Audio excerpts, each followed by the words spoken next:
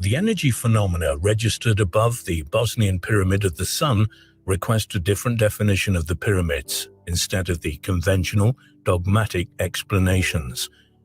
The pyramids are energy amplifiers which have been sending and receiving information. The discovery of the Tesla's scalar waves above the top of the Bosnian Pyramid of the Sun, traveling faster than the speed of light, empowers the concept of the existence of the cosmic internet, providing almost instant intergalactic communication in the universe. Dr. Sam Osmanagich's research and arguments that the pyramids were constructed all over the world and that the oldest ones are also most superior have led to the situations in which Egyptologists built up the hostility wall in his direction in previous 2 decades. His assertion that the Bosnian Pyramid of the Sun is the oldest in the world has provoked the reaction of the world's most influential Egyptologist, Dr. Zani Hawass, and banning the Bosnian Pyramid project for many years the access to the leading scientific TV channels in the world. The evidence of the oldest concrete of the best quality in the world, which has been discovered on the Bosnian Pyramid of the Sun, and the existence of the largest network of prehistorical tunnels have caused the written petition of the European Archaeological Association against the research. Of course, the time and the scientific arguments prove that they were wrong. Therefore, the new history is getting written, not only of Europe, but also the whole world as well. But it's not only that the history books are wrong inside our education system, we're taught wrongly, or to say better, programmed with all of the basic knowledge. The physicists, astronomers, and geologists persist with the assertion that the Big Bang Theory created the cosmos out of nothingness and that today it's expanding rapidly.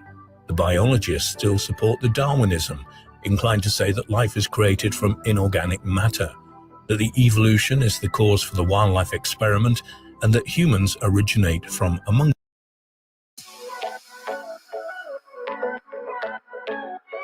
You can get this pack of a monkey. They were all wrong.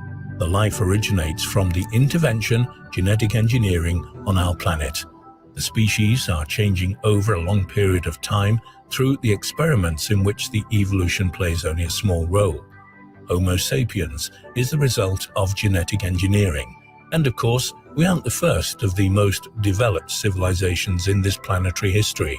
Philosophy, physics, mathematics, and the engineering insights can explain the cosmos, the creation of our planet, and the life on Earth. But along with conventional knowledge, it is necessary to deprogram ourselves and open up to the spiritual knowledge and the sacral geometry in order to understand the energetical essence of all living and unliving matter. Let's put us in the role of the creator of the cosmos. We start creating a large number of galaxies from the center of the universe. At the present time, the assumption is that there are around 400 billion galaxies in our cosmos. These assumptions of the number of galaxies have tended to risen in the past several decades. Each galaxy has many star systems. For example, in our galaxy, the Milky Way, it's estimated up to 10 years ago there were 100 billion stars. However, we now speak about 400 billion stars. Amongst these 4 billion is also our Sun. Each star has several planets. We are, for example, the third planet in the solar system. Furthermore, planets have moons, sometimes one, sometimes dozens, and so on. Let's go back to the creator's role. If we created such immense and complex systems with an almost endless number of cosmic objects, we ask ourselves how to manage them, how to monitor the condition of all objects, and how to set up an efficient communication system. Einstein's physics teaches us that the fastest speed in the universe is the speed of light. 300,000 kilometers per second is almost about enough for our earthly conditions. But for the light to travel from the Earth to the Sun, it takes almost 8 minutes. That's rather slow. To reach the second nearest star, it would take 4 years for light to travel. It takes 26,000 years to get to the center of our galaxy, the Milky Way, another 40,000 light years to get to the nearest galaxy. And finally, it takes 5 billion years for information to reach the center of the universe from our solar system. The speed of light would be very impractical and too slow for the Creator to have communication with all of these cosmic subjects. Is there a speed greater than the speed of light? According to Einstein, no object with real mass in action could travel at the speed of light. However, to the whole new wave of independent researchers, the limitation of the speed of light isn't the obstacle for a faster speed existing. A German physicist, Dr. Konstantin Mail, says that neutrino particles are able to travel faster. For many other researchers, among the most prominent is Tesla. Scalar waves are traveling at faster speeds than the light. It's estimated to be 10 billion times faster than light. Also, the scalar waves can move through any other cosmic body, planets and suns, without wasting energy. This means they are able to travel at great velocity, transfer information and energy, and there's no loss of the quality and the quantity of the information. Ideally, at both ends, you'd have a generator of the energy which are mutually communicating through Tesla's scalar waves. The information transfer is almost instant between two distant parts of the cosmos. Many elapsed cultures on our planet have regarded the sun as the father sun. Mayans, for example, had great respect for the cosmic father. The sun isn't giving us only the heat and energy, therefore life itself, but it's also giving us information, refines us, and affects our DNA. Short gazing at the sun during sunrise or sunset is beneficial for us on the physical and spiritual level. The pyramid is the most powerful of all geometric shapes in terms of energies. If located over the potent energy spot, the pyramid becomes the energy amplifier. Under the Bosnian pyramid of the sun, there are iron plates, generating an electromagnetic field, underground water flow, releasing negative ions, and the second one, deeper underground water flow, creates an electrical charge with the one from above. Also, we find the natural magnetism, orgone energy. These energy phenomena can be measured with scientific instruments. During the archaeological excavations, great amounts of quartz crystals were discovered on the surface of the Bosnian pyramid of the sun. It's also found in the underground tunnels. It's well known. Hey, if you're trying to get in shape, stop scrolling for a second and listen to me. I got something that's very easy for you to do. One of these Known that the quartz crystals receives and then amplifies the energies. The cavities, the underground tunnels, also amplify the energy. If we add up the very precise layout of the pyramids in Visoko, equilateral triangle between the pyramids of the Sun, Moon and Dragon, and another triangle between the pyramids of the Love, Earth and River Volcanic, then the application of the other elements of the sacral geometry, flower of life, irrational numbers, Fibonacci formula, then there is no doubt that all of this contributed to the development of an energy complex of great power, which has been named the Bosnian Valley of the Pyramids. Research of physicists, electrical engineers and sound engineers on the energy phenomena of the Bosnian Pyramid of the Sun and underground tunnels, along with a comparison with other natural hills around Visoko, have been taking place since 2010. The teams from Croatia, Italy, Finland, Germany, and other countries have discovered the existence of energy beams over the Bosnian Pyramid of the Sun with a frequency of 28 kHz, which is focused and continuous. In September 2016, an international team from Serbia, Croatia, and Slovenia, led by the engineer Goran Mojunovic from Belgrade, went one step further. They mounted instruments on a drone and took it 50 meters above the Bosnian pyramids. During the flight, it went horizontal every 10 meters on all four sides of the world. The electrical field was measured over the top of the Bosnian Pyramid of the Sun. After 2 months of information processing, the engineer, Mojunovic, had two revolutionary conclusions. One, the beam over the pyramid top, with the previously established radius of 4.5 meters, is expanding in radius and getting stronger. It's strongest at 21.3 meters above the pyramid.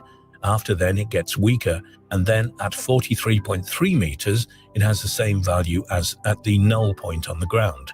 Or, in engineer Mojunovic's words, the synthesis of the recorded values and the electrical field intensity allocation analysis in vertical and horizontal flats allows us to conclude that the energy field above the Bosnian Pyramid of the Sun has the shape of an oval, uneven ellipsoid with the biggest density of the energy at the height similar to the virtual height of the pyramid. The represented waviness in relation to the intensity and the orientation in the wave mechanics terminology would be 3D standing wave or complex scalar waves. For many years, it's been wondered about the orientation of this energy beam. Is it directed towards a particular solar system, Orion, Pleiades, Alpha Centauri, or towards a particular planet in another solar system?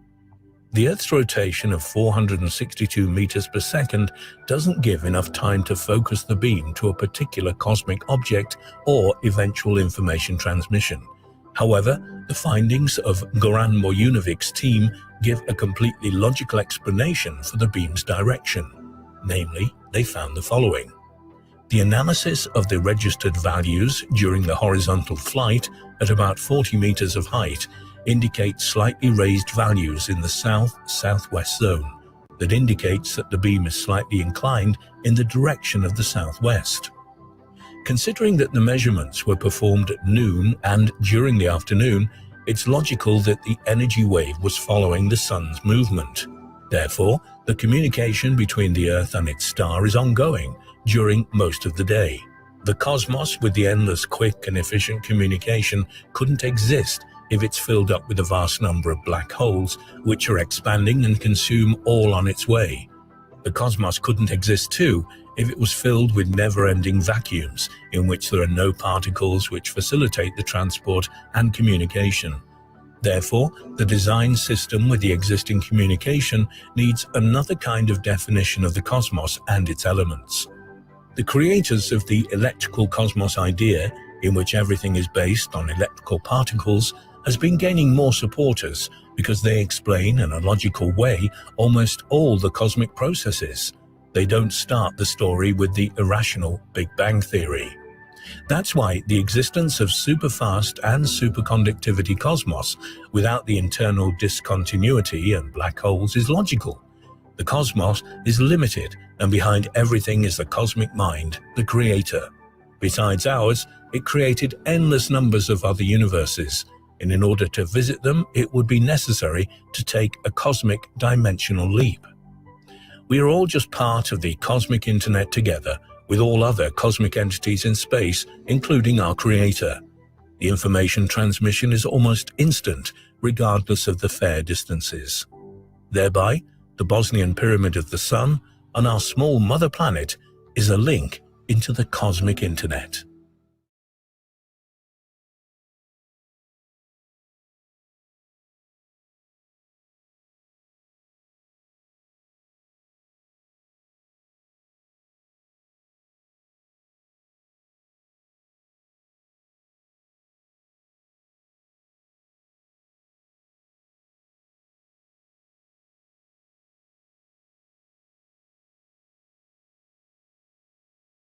It seems like the Earth's been shaking lately. A lot of seismic activity across the globe. If you look at the recent quakes in Melbourne, here, in Crete, is the activity a coincidence or is something bigger happening beneath the surface?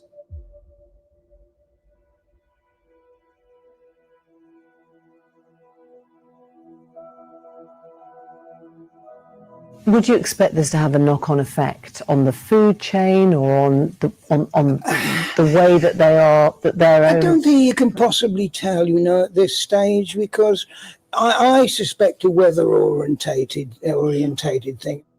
We're looking at the puffins. You're looking at the puffin some of now. these were just very emaciated. Well, that would suggest that they're not finding food, wouldn't it? Yeah. Basically, or a disease. Or a disease. It might be a disease. Yeah, but we don't. Would you think at the moment this is contagious? This is something that birds can pass on to birds? I don't think you can possibly tell that. No.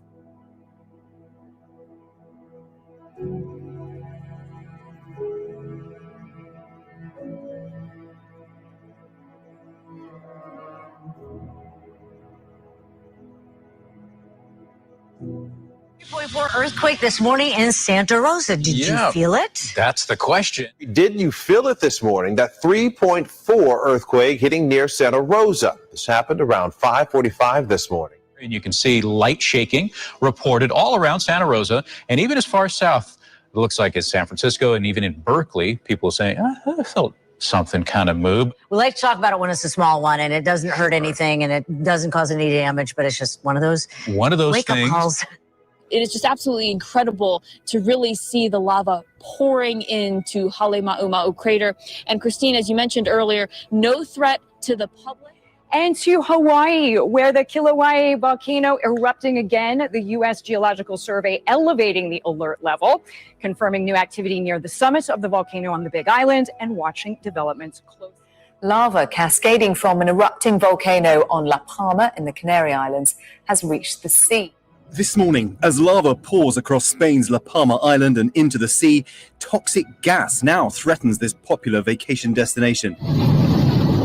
As you can see here, when the red-hot magma reaches the cooler water, it causes these massive clouds of white steam to billow into the sky. In those clouds of steam, toxic chemicals, which can trigger acid rain, and they irritate the skin and eyes. Volcanologists had predicted that there would be an eruption, but had not anticipated its magnitude. They say since this all began, the island has increased in landmass. It's as if Cumbre Vieja, with this eruption, is pulling the island of La Palma out of the ocean. It's easy to focus on the scale and, frankly, the spectacle of what's happening in La Palma. But each new eruption leads to more destruction. The volcano erupted 11 days ago and prompted thousands to evacuate as the lava threatened their homes. And this morning, over 740 buildings have now been destroyed and more than 1 square mile has turned to ash. Just days ago, we witnessed the tremendous power of this volcano. The thing that really strikes you is the noise. Just listen to that. And now explosions still rock the island. Residents unsure if more cracks in the earth will open up and release more dangerous magma. Geologist Professor Deuel Jerram joins us now from the UK. Deuel, good to talk to you again. Can you explain what is going on there? Yes, Michael, it's an amazing time. We're seeing essentially the birth of a volcano. We're able to watch it sort of come to life, but also then, unfortunately, it's now devastating some of the communities in the area, and it's actually made it all the way to the sea. Now, this volcano created quite a disaster zone, as we're seeing in some of the vision there when it erupted 9 days ago. Just back on the earthquakes, I mean, that major fault line of the San Andreas fault in California, you said earthquakes are much harder to predict than the volcanic activity. Can experts predict the next big earthquake? Well, San Andreas is a real different beast. I mean, that's actually on a plate boundary between the Pacific and the North American plate. It's on a big transform fault, so a really big strike slip fault. It goes for over 1,000 kilometers.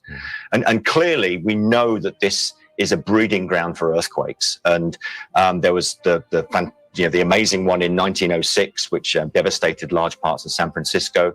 There was one in 1994 in Los Angeles. And I think the last big one was in 2004. So we know that there's pressure building up all the time along this fault. So it is due to have another earthquake. It's just knowing exactly where and when is a difficult process to try and monitor. There's always something interesting happening in the world, and you're always across it.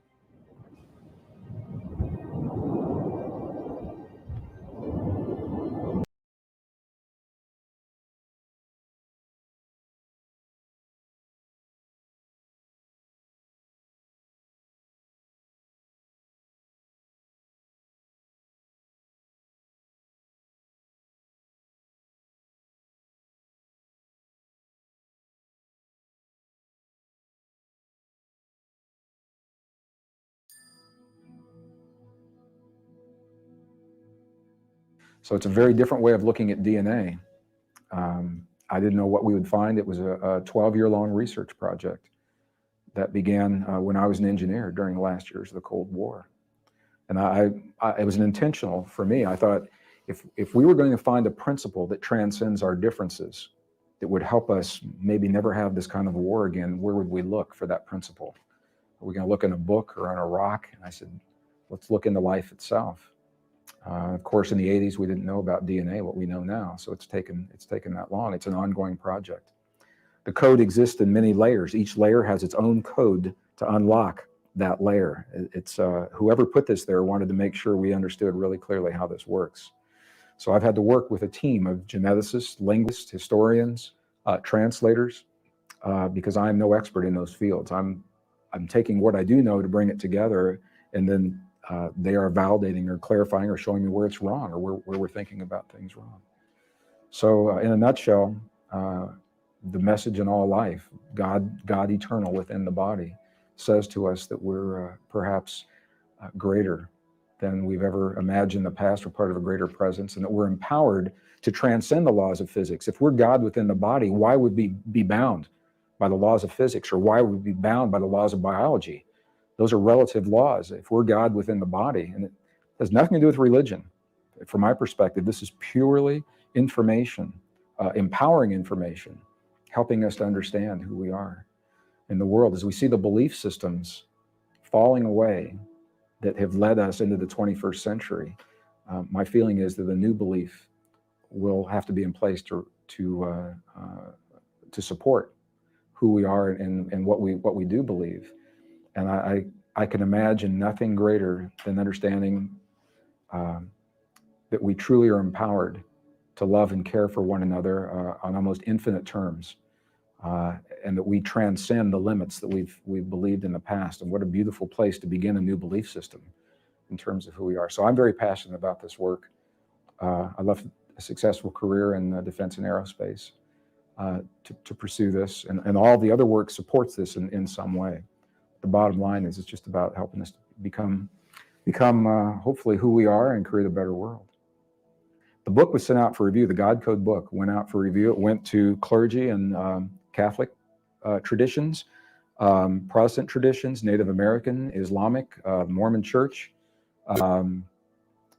across the board. And they are very different from one another, obviously. All the feedback that we got was that they believed that this work supported their tradition. And to me, that was a beautiful sign that we've cut through the distortions to something that's true. The bottom line is that for all those traditions, we are here on purpose and we're part of a greater existence. And that's what this message says. The details that have developed over the centuries and the distortions, we look past those. Yes, I've seen a change. It's so huge, sometimes it takes a while to sink in. I was with some very serious European audiences, really serious note-taking audiences, good people, really great people. I like to take my programs overseas first, and what I know is if I can express an idea clearly to a foreign audience through a translator, then I'll probably be able to do it well with our friends here at home. And so I asked a question. I said, what would it mean to you? What would it mean to find a message encoded into the cells of your body? And they were quiet just for a moment, and the Europeans said, well, Greg, it depends on what the message says. You know, and I'm saying, we haven't got that far yet. I'm just asking you, what would it mean if it was there? Not what does it say, but the fact that the message is there, what would that mean? It's such a huge concept. And the idea of somehow creating letters of the alphabet out of the sticky, gooey protoplasmic stuff that we're conditioned to think of as life is a disconnect for a lot of people. But it's all based in numbers. Western science, our science today, describes all life as the elements of carbon, hydrogen, nitrogen, and oxygen. Those are words. And there are numbers that go with those that we can describe on the periodic table. Ancient texts did exactly the same thing. They described life through words. And what we know now is for every one of those letters in the ancient alphabets, in every alphabet, there's a very precise numeric link. And those numbers are what match the scientific way of knowing. And if it sounds complex, it's my inability to make it very simple because it's so eloquent and it's so beautiful and it's so simple and it's right there. And all we do is follow the instructions in a 5,000-year-old text, use our science and some computers, and there's a message in the DNA. And we'll see where it goes from there. When I was an engineer, what I found was that engineers felt that they were left out of the conversation of spirituality. And because the language made no sense to an engineer.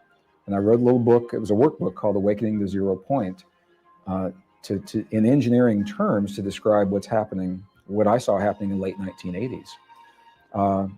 And caught on and was Xerox copied and ended up becoming its own book and its own phenomenon. It described what we knew then. And for the most part, it's pretty accurate. There's some things that have changed. The bottom line was that within the changes that we are all feeling in our lives, as we look for reasons, say, what in the world is going on? You know, what's happening with the weather? What's happening? It seems like everybody's going to war. What's happening with my body? I don't sleep the way I used to, or my relationships have gotten really intense. As different as those all seem from one another, they're all related. What we know is that technically, and when I was a geologist, I could see this happening. The magnetic field of the Earth is in decline. It has been for the last 2,000 years. It looks like a chart on the New York Stock Exchange on a bad day. It's started declining. It's never gone back. So we're at the lowest point in planetary magnetics now that we have been in the last 2,000 years. We have seen Earth have this experience in the geologic record. We've seen this happen at least 14 times in the last 4.5 million years. And every time it happens, it precedes a flip, a 180-degree reversal of the magnetic field. So they get weaker and weak. The magnetic fields decline. They get weaker and weaker and weaker until they drop to zero for a period of a few days, it looks like. Then the field reverses, and what used to be North Pole is South, South Pole becomes North, and the fields begin to get stronger and stronger and stronger. The last time this happened looked like it was around maybe 9 to 11,000 years ago. At that time, we saw the melting of the last ice age. A lot of people believe Atlantis was here during that time. And as the ice melted, oceans rose, and that's why we don't see the continent of Atlantis anymore. There's a whole program we could do on that. We know that those fields are declining. We know that that's a fact. The scientists have believed that it's linear, that you can know where it was 50 years ago and know where it is today and draw a straight line and say this is where it's going to be. Based on that, they say it's about another 2,000 years before we go into a zero reversal. We know, however, that it is not linear. It's what's called a geometric decline. And what that means is that as the field declines, it declines quickly. Ancient calendars point to our time in history, the Mayan calendar, the Egyptian calendar, native oral traditions, both in North, South America, and the Tibetan traditions. They all say that something is happening at our time in history, and this is when time as we know it changes, and that the Earth as we know it changes. So scientists only within the last couple of years, mainstream publications have now admitted, they say, yes, we are in the early stages of a magnetic reversal. We don't know what that means. What we do know is that we're linked to those fields, our emotions, our sleep patterns, our perceptions of time and space, how we feel about our relationships, our immune response. All those things are linked to the magnetic fields of the Earth, as well as the weather patterns. And this is something a lot of people aren't talking about. So the decrease of the magnetics is what is driving the weather patterns and the shifts that we're seeing right now, including global warming and those kinds of things. So we know those are happening, and they are giving us an opportunity. I think they are they're giving us an opportunity to know ourselves in the presence of conditions that are unlike what we've lived in the past. And what that means is it's an opportunity for us to demonstrate our mastery of who we really are in this universe, in this reality. Because in that mastery, those changes come much easier to us. It's in our resistance to our mastery, those changes are tough. So when we feel that we're limited beings, and that our health is so very fragile, and that the way that we live is so fragile. It is in some respects. In other respects, it's a direct mirror of what's happening inside of our bodies. So that was one parameter, the magnetics. The second was there's the fundamental heartbeat of the Earth the ancients talked about. The scientists first detected this in 1899. It's measured a number of different ways, but the bottom line is we know that fundamental heartbeat is speeding up. And we all know that because everyone says time is speeding up. Every country I've been to, people say it seems like time is speeding up. Why is that? every cell in our body is in resonance, trying to keep time with the heartbeat of our Mother Earth. And as that heartbeat increases, our cells are trying to metabolize and maintain their existence and match that increase. And we perceive that change as time speeding up. So to us, it feels like things are going faster because they are in that respect. Those two parameters together are physical parameters that can be measured that tell us where we are at this time in history. And all I can say right now is we've got very low magnetics, and the pulse of the planet is twice what it was in the mid-1980s. And we're not sure where that's going to go. But I also have to say, I know people who spend all of their time preparing for the moment that the world changes, whether it's burying boxcars of food in their backyard or building a shelter, that will protect them from whatever. And if people feel good about that, I think it's probably a good thing to do. My experience is, if you spend your life preparing for all the bad things, you miss life. And by living the life that crosses our paths and honoring those changes, when the frightening things happen to us, honor that fear and go through what the ancient traditions suggest we go through to transcend that fear. And as we do that, it changes our bodies. And in that change, we've already prepared for whatever the earth is going to bring. Because as we change our beliefs, we are tuning our bodies to that pulse of the earth and to those magnetics. So rather than resist those things, the changes in the earth and the changes in our lives are the same, rather than separate as some people would like to keep them separate. It's easier to think of them that way. We're made out of the same stuff the earth is made of. The same elements of the earth, nothing more, nothing less. And if our earth, our Mother Earth, is going through a magnetic shift and a pulse change, then that means we're going through it as well. We are tuned, we are in resonance. We've got tiny magnetic particles in our brain that tune us to the magnetic fields of the earth, just like all other animals do. We discount ours historically, and scientists now know that they're there. So the earth changes are our changes, and they're being mirrored in our bodies. If we understand that, then there's a beautiful system that's unfolding. If we don't understand that, then a mysterious change is happening that we try to address medically and maybe suppress. And it's just about honoring who we are and knowing who we are. It brings us back to the first question. We're more than the laws of physics and biology have ever led us to believe. And there's a power within us that transcends those limits. And it's that power that empowers us to participate in a beautiful change in our planet and a beautiful change in our bodies to become the greatest potential of who we are, rather than live in the limits of what we've always believed. I do believe in life after death, and I believe that death is probably not what we've always believed it is. It's a continuation. The evidence is overwhelming.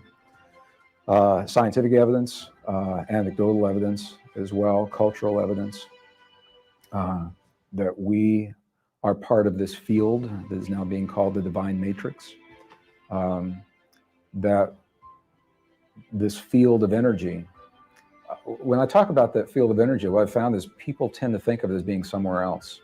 So if we can think of this field of energy that bathes creation as a big, thick blanket with lots of fibers, and you and me and everyone listening to this and our lives, our world, are all within the fibers of that blanket.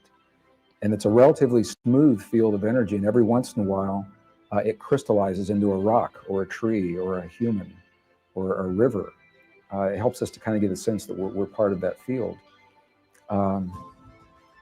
What we know is that consciousness crystallizes quantum possibilities into the physical realities of our world. And these bodies are physical realities.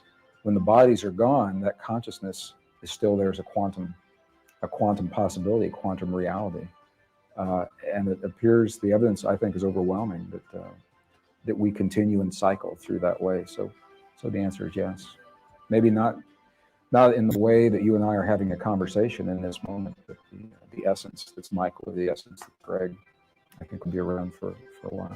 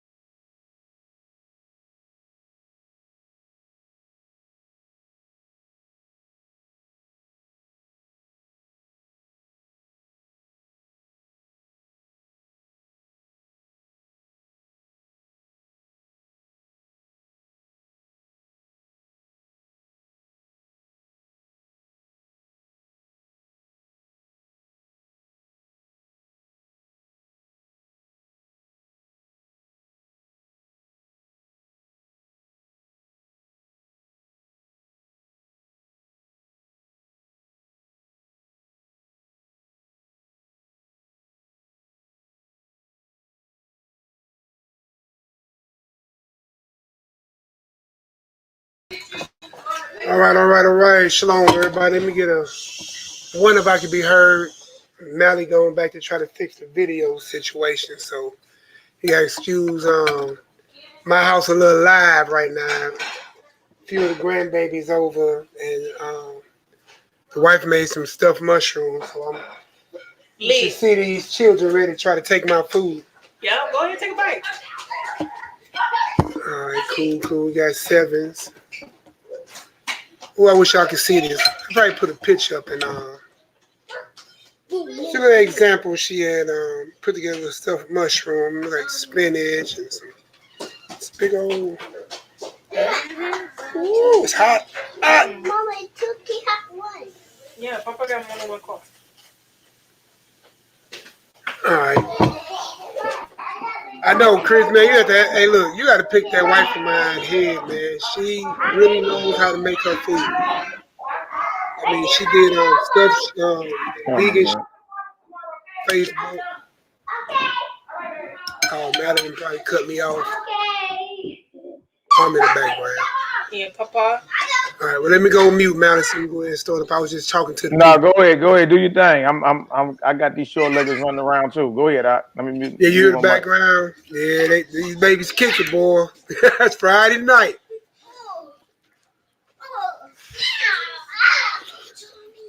Is it good? Or is it too hot to tell?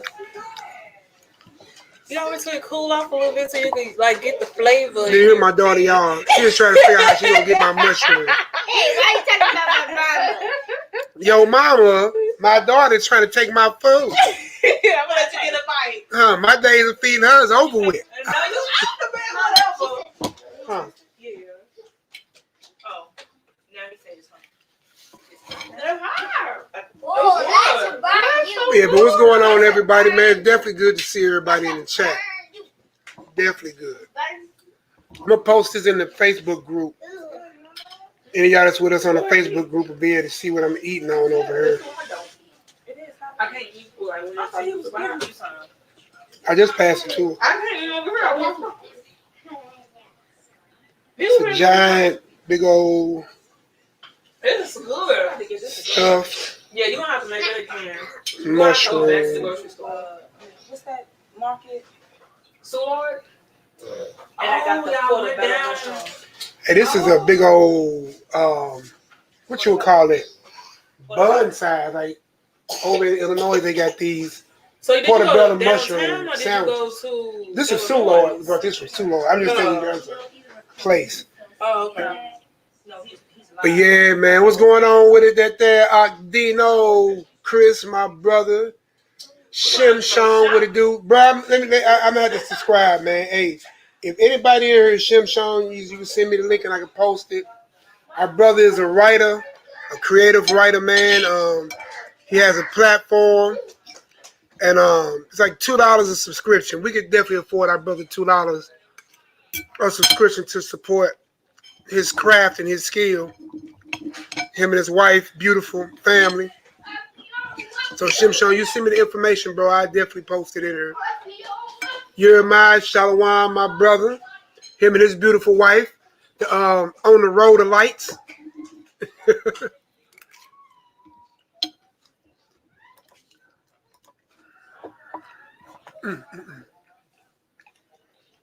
Woo.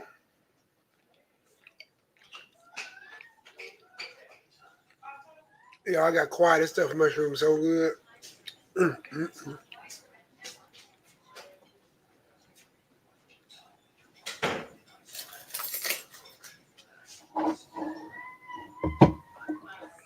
We got a prayer going up.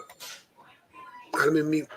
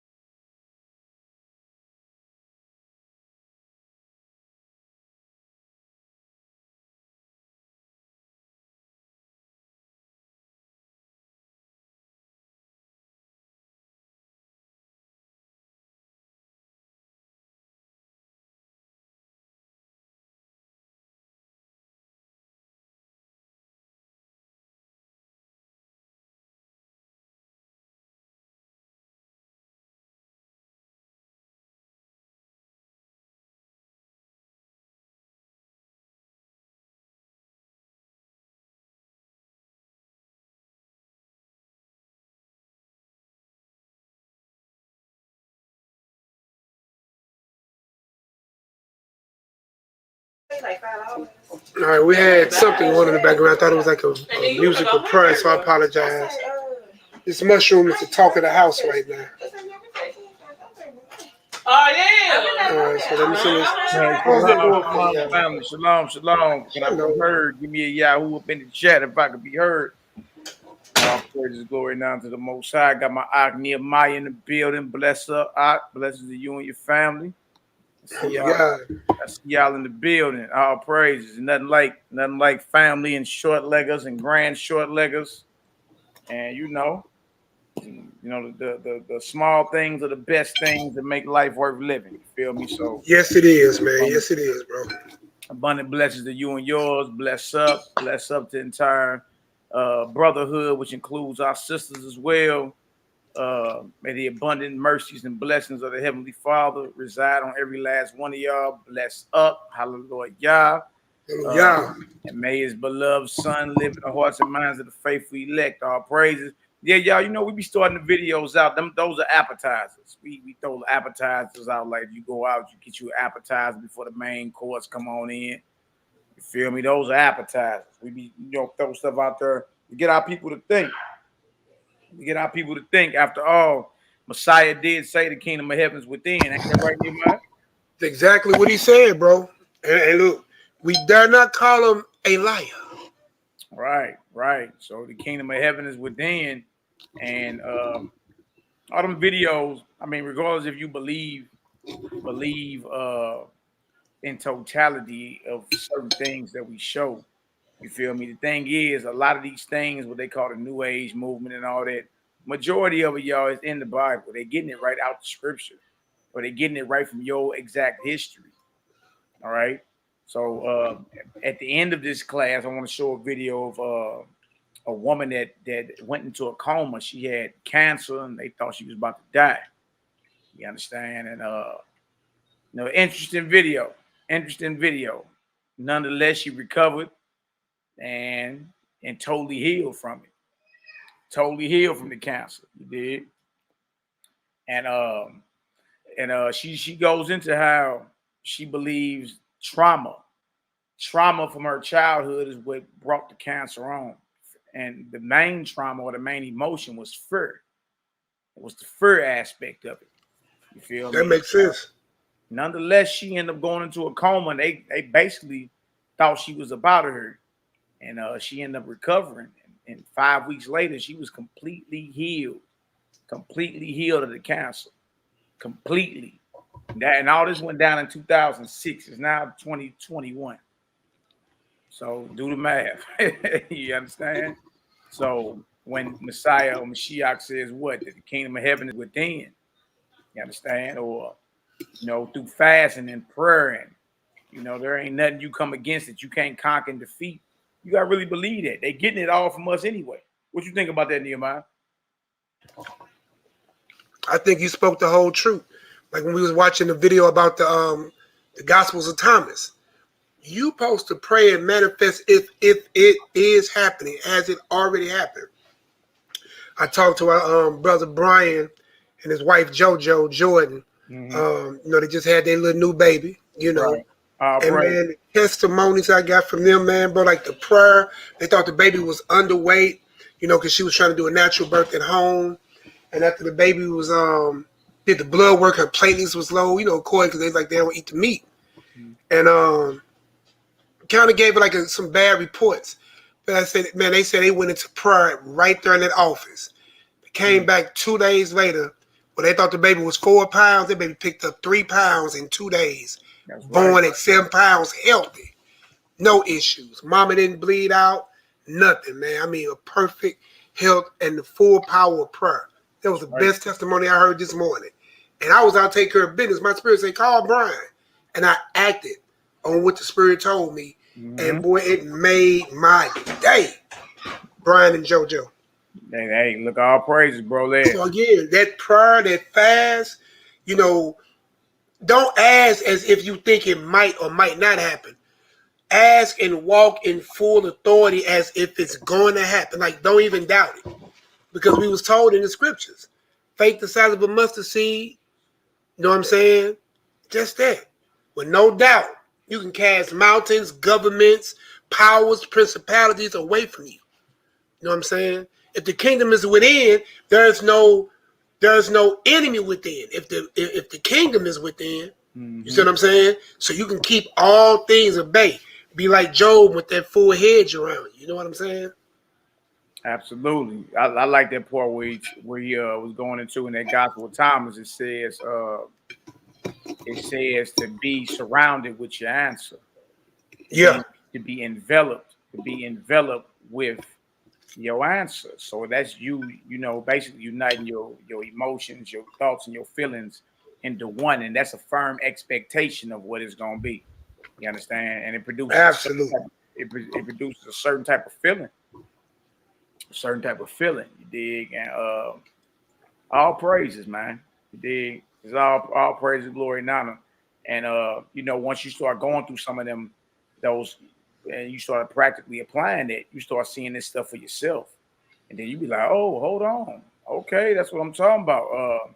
Within the past 2 weeks, due to Israel coming together, touching, agreeing, we've seen COVID cast down twice. Yes. Through heavy prayer. We've seen Jobs. You know, Jobs was on the line for the COVID exempt forms. I mean, appeals had to be made, and victories are won. You know, like I said, it's gonna come a time we're gonna have to go out here and be in them troubles. So don't stay focused on your job. But the thing is, because of what's happening, people are learning to reroute their thinking. Now it's time to get your house together. That's what it's about, Doc. That's what it's about. I'm trying to pull this up real quick. I think I done put the wrong. Let me see real quick. But yeah, that's why I be showing them videos at the beginning, just to get our people to open up and see and look. See and look for yourself. You understand? Nobody's making this stuff up. You dig? And a lot of it, believe it or not, majority of it can be found right in those scriptures or right in our history. You understand? With healing comes there's a knowledge that comes with healing. With knowledge comes wisdom. Wisdom is your practical application of the knowledge that you have. You understand? So with anything, there's a knowledge that comes with it. All right. So once you receive the knowledge of, okay, this is the method and what they was doing in full faith, because you got to believe in whatever you're doing. Absolutely. You dig? You definitely got to believe in what you're doing. And that's how the Messiah walked. He knew whatever he asked of his father, he would get. There was no disconnect, no doubt. Matter of fact, he knew not to ask for certain things because he know it'll be manifested. You see what I'm saying? Hey, talk to us about that young Messiah you was watching. You was telling me about it earlier. Oh, man. Bring that up. So we sent out a video earlier this week doing around the time of atonement, you know, that we have been observing going according to the 364 Enoch calendar. We definitely getting things together so we can have those meetings that we was talking about. But Mally sent me this video a long time ago. It was on Netflix. Once you get past the so-called white man, the little white boy, we know everything we watch is going to be somewhat whitewashed. The closest thing we ever got to a black movie was the Prince of Egypt. My baby still love that one, boy. Yeah, I still love that one. But in the Young Messiah, it talks about the essence. You know what I'm saying? The essence. And it talks about how the purification ritual. So let me give you an example.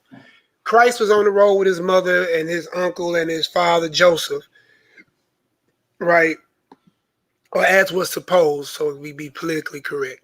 You ain't got to be politically correct no more on here, man. Oh, yeah. Whoever don't like him, exit stage left. Walk bold as a lion. That's right. But yeah, he was walking with Joseph. And there was a woman on the road crying out because a man was trying to attack her and rape her. Well, you know, Mary screamed out to Joseph. Joseph and Cleophas went up there to try to help. But by the time they got up there, the woman had already grabbed the man's knife and stabbed him and killed him, right? So the Messiah saw a murder or a killing. So they go into the water after they bury the body, and they talk to the woman. And they were trying to wash the blood off the clothes, and they giving the garments to young Messiah, and he's looking at the blood. Everything in this movie, he kept focusing in on blood. So he looked over at the waterfall. It showed a scene of the man falling down the mountainside, you know, and the uncle said, listen, that was a killing, but it was not a murder. The fault was his, not hers or ours, right? And he said, now I understand why my father gave the purification ritual, the water purification ritual. And the uncle said, yeah, God himself gave us that at Mount Sinai. He said, now I know why. Because the water purification system is the same thing we see in the temple. It's also the main thing we see during the time of a Mashiach. You had John the Baptist, who would naturally be a Levite, born from a Levite mother and a father. He never officiated in the temple. He never dealt with blood, right? And he had remissions of sin by water baptism. The water is a purification system. Like, you have to be clean even dealing at the altar when you was dealing with the temple rituals. But as we learned by reading Amos and multiple other scriptures, man, we wasn't sacrificing to the Most High at all. We was worshiping other gods from the wilderness forward. It's a hard pill to swallow, but it's the truth. Christ said, ye of your father the devil. And it had to be something about our culture that was so off, because he said he had to send us the spirit of truth and the comforter. That'll mess you up right there. So when he looked at that, he understood that it didn't have to be no shedding of blood for purification, right? And that makes sense, because when he went to John the Baptist, there it go again. And all after that, you see baptism above sacrifice. Also, another scene in the young Messiah, he went to Jerusalem for the Passover, right?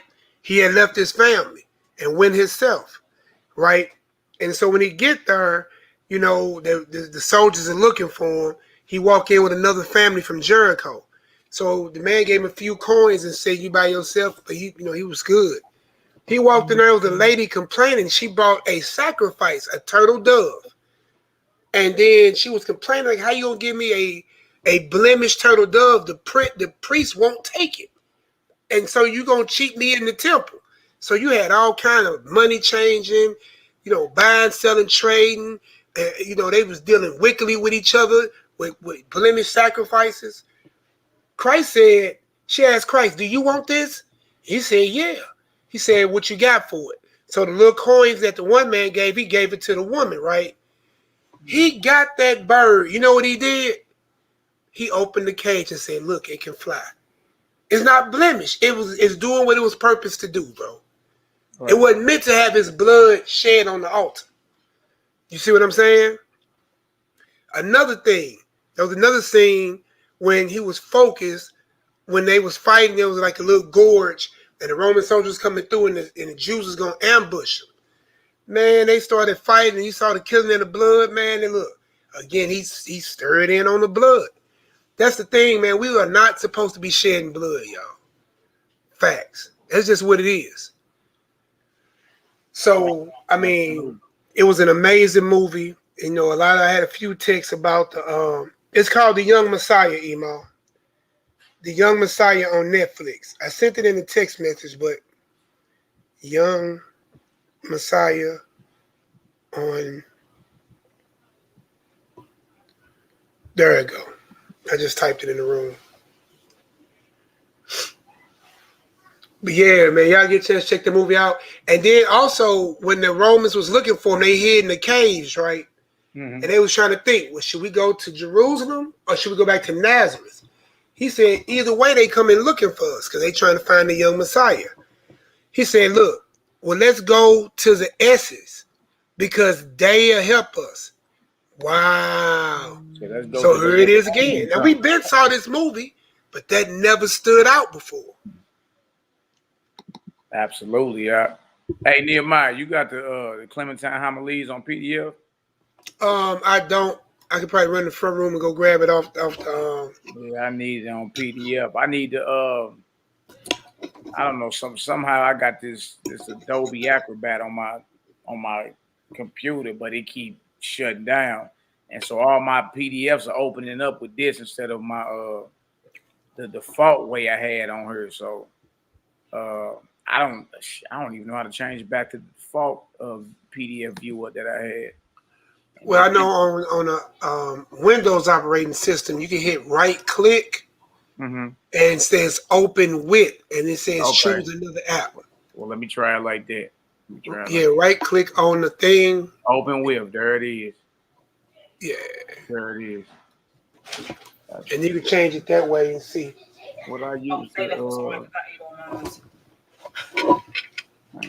This one already tasted it. Let's see if she liked it. Was it good? Yeah. She called me just time before I finished it.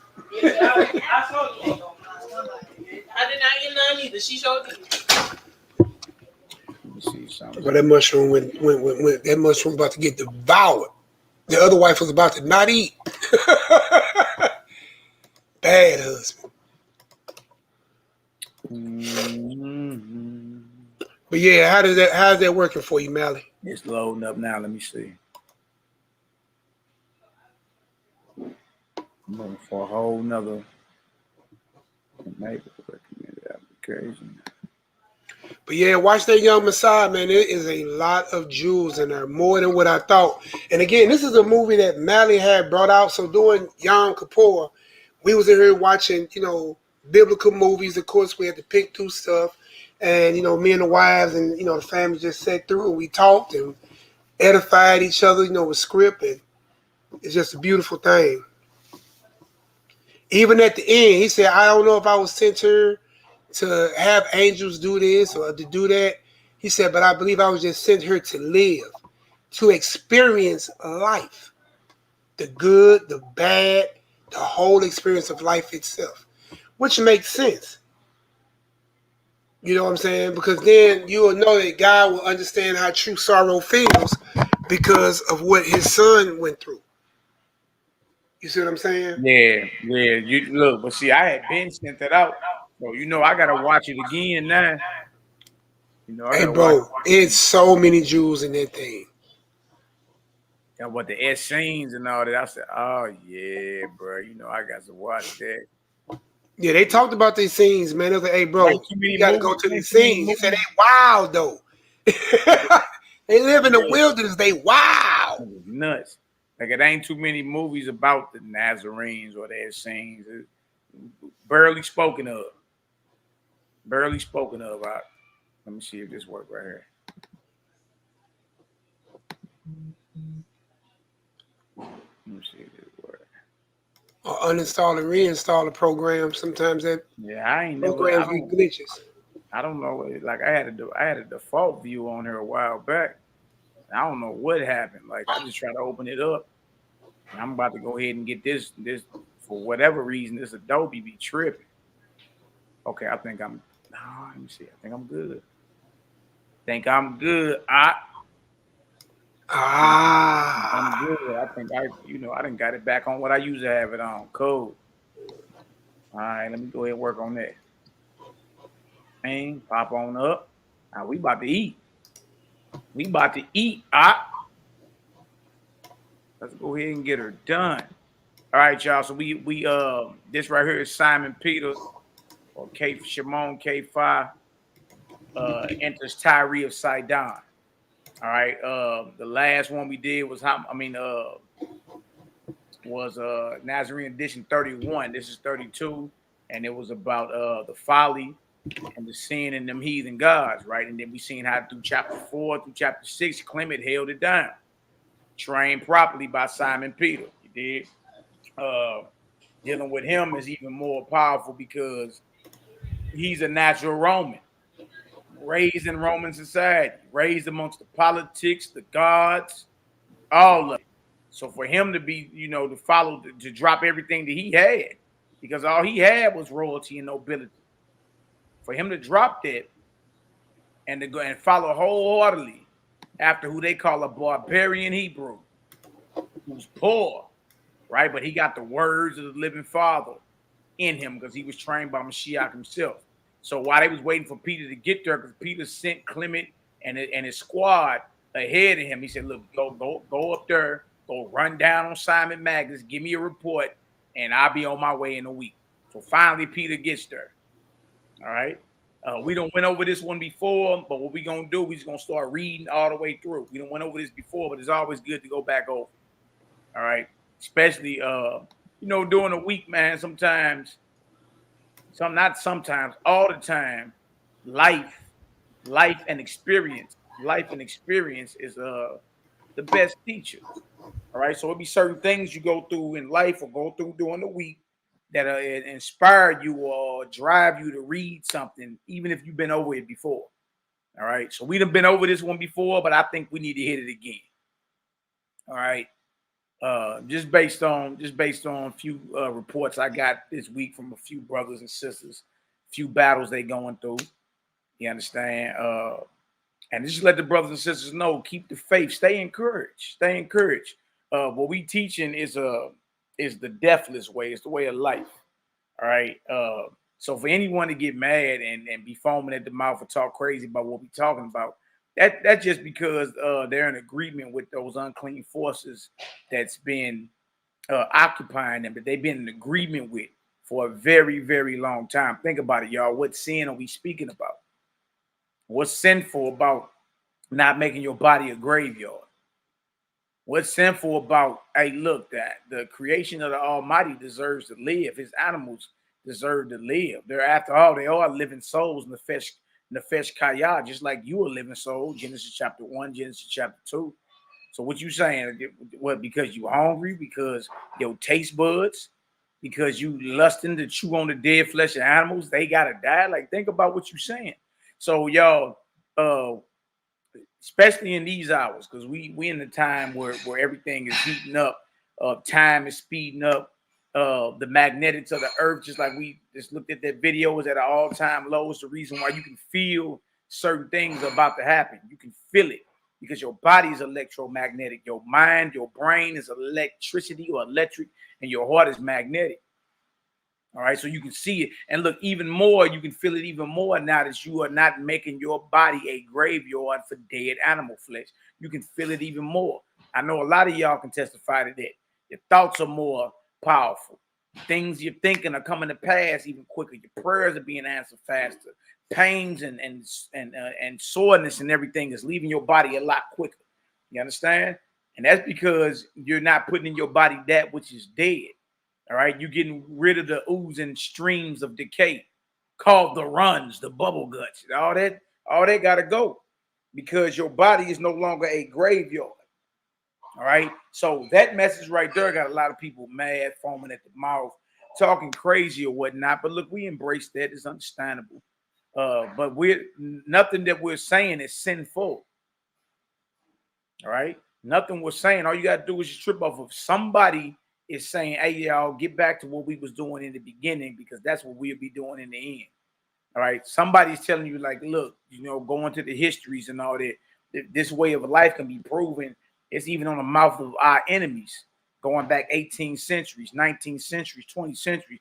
Y'all, for anybody that called themselves against what we talking about, but got the nerve to open up their mouth and say, we ain't proved it, you ain't been watching. You've been listening to the ops. You've been listening to our enemies. Y'all, we got video. Look, I made a playlist. We got 3 videos with close to 100 slides proving the authenticity and the antiquity of the Nazarene sect. Period, point blank in the story. All right. And our strict way of living, prolonged periods of fasting, prayer, you understand, and not making our bodies a graveyard. All right, for dead animal flesh. All right. So for anybody that caught themselves against what we're saying, you dig, and claim that we ain't proved nothing, y'all. That's emotion, and that's them not listening. They're not listening to what we saying, because we done beyond proved it. What you mean? We done went back 20 centuries and proved that the Nazarenes and brothers in them. You know what I mean? How they not chewing on flesh? You understand? We done went back 19, 18 centuries and proved it. Look at my Ak in the building, Gabar El, King G, the boxonologist. All praises. That's our beloved brother right there. Bro, say I'm not the ops. I love you, brothers. Yo, absolutely, absolutely. You know, hey, you know, a salute. Our brother right there had, you know, the boogeyman jumped on him a few weeks ago, and we had to, you know, and all praises to the Almighty, but you know, we had to bind that up. You know, that so-called COVID, quote unquote COVID, we had to bind it up and dismiss it in the power, name, and authority of Yahushua, and our brother is healed from it. You know what I mean? That's all glory, all praises, all honor. So yeah, you ain't the ops, you dig? But everything that we saying, we can prove it. You understand? And the strict what you would call it, vegetarian or plant-based lifestyle of the Mashiach and the disciples. When and prove that. When and prove that. It's all in history, even with the so-called quote-unquote church fathers who don't agree with the Nazarene movement. They're even saying it. Yeah, them brothers they ain't chew on no flesh. Them brothers was dedicated. We disagree with it for our own personal reason, but that's how they live. All right. So anybody got a problem with the Nazarenes, you got a problem with Hamashiach, because according to Matthew 2:23, he's called Yahushua, the what? The Nazarene. That's Matthew the 2nd chapter and the 23rd verse. All right. So there is no, you know, we ain't proved it. We beyond proved it. Y'all, we on Nazarene edition part 32. Part 32. And it could be more than that. You understand? Because we ain't even bringing in the watch parties we didn't have and all that. That's all we've been talking about, because y'all, the great shift is here. And how you going to be in a position, spiritually speaking, and you know, you full of dead things. You full of things that'll make this so-called virus taboo. All right? So, look, we love you enough to tell you the truth. You dig? And then trip off this. Trip off this. Yeah, that's right. The boogeyman, I like to call it. But trip off this, y'all. Right? In the end, let's examine what is sinful. What is them brothers saying? They just challenging us to, you know what I mean, live better, to level up, to walk as the son of the Most High. Right? Because after all of us listening are either sons or daughters of the Almighty. Well, your very vessel or body is his temple. Well, he want that clean. He want that clean. You understand? Well, you know, according to Leviticus 11 and Deuteronomy 14, I can chew on the dead flesh. But you left out Leviticus the 17th chapter. There's processing laws. If you're going by the laws of the flesh, well, there's laws on how you handle dead flesh. And ain't none of these men doing that. And if it's not handled like that, guess what? It's considered sacrifice to a devil, a demon. So that's exactly what it is. And you're cut off. Don't forget that. You get cut off. Go ahead, Neba. I said that, boy. We dropped 12. We dropped 11 to 12 viewers as soon as I said that. Speak on that, Nehemiah. Yeah, look, when you read that Leviticus 17, listen, if you got to follow, like I said, if you keep one thing of the law, you got to keep the whole law. There is a technique and a law. If you killing the meat, you have to take it, no matter where you at. You have to take that to a priest in your area, just like you had back in the time of Mordecai and his family. They weren't directly in Jerusalem, but they had a priest in the area. There's a Levite everywhere. You know what I'm saying? Even here in St. Louis, we know a brother, Labanai, right? He third tribe. So if you killing the meat, why he ain't getting flooded? Because he got to take a portion of that meat, offer it to the sacrifice to the Most High. And since you keeping the Levitical priest laws instead of the Most High laws under Melchizedek, then you need to take that portion. He got to get his portion out of that. Then you could take the meat and eat. Anything outside of that is considered idolatry, and you're being cut off. So if you're not keeping it that way, you're not keeping it according to the law of God, and you're defiling your temple. Why do you think, me and Maddie bounced this off each other today, why do you think that the Ark of the Covenant was gone? Jeremiah came in and dropped bombs on the priesthood and what they were doing wrong when it came to dealing with the flesh and the animals, right? We was never supposed to do that. When you read that Jeremiah, it's plain and simple. Then the Most High gave him the understanding that he need to get that ark up out of there. Because why?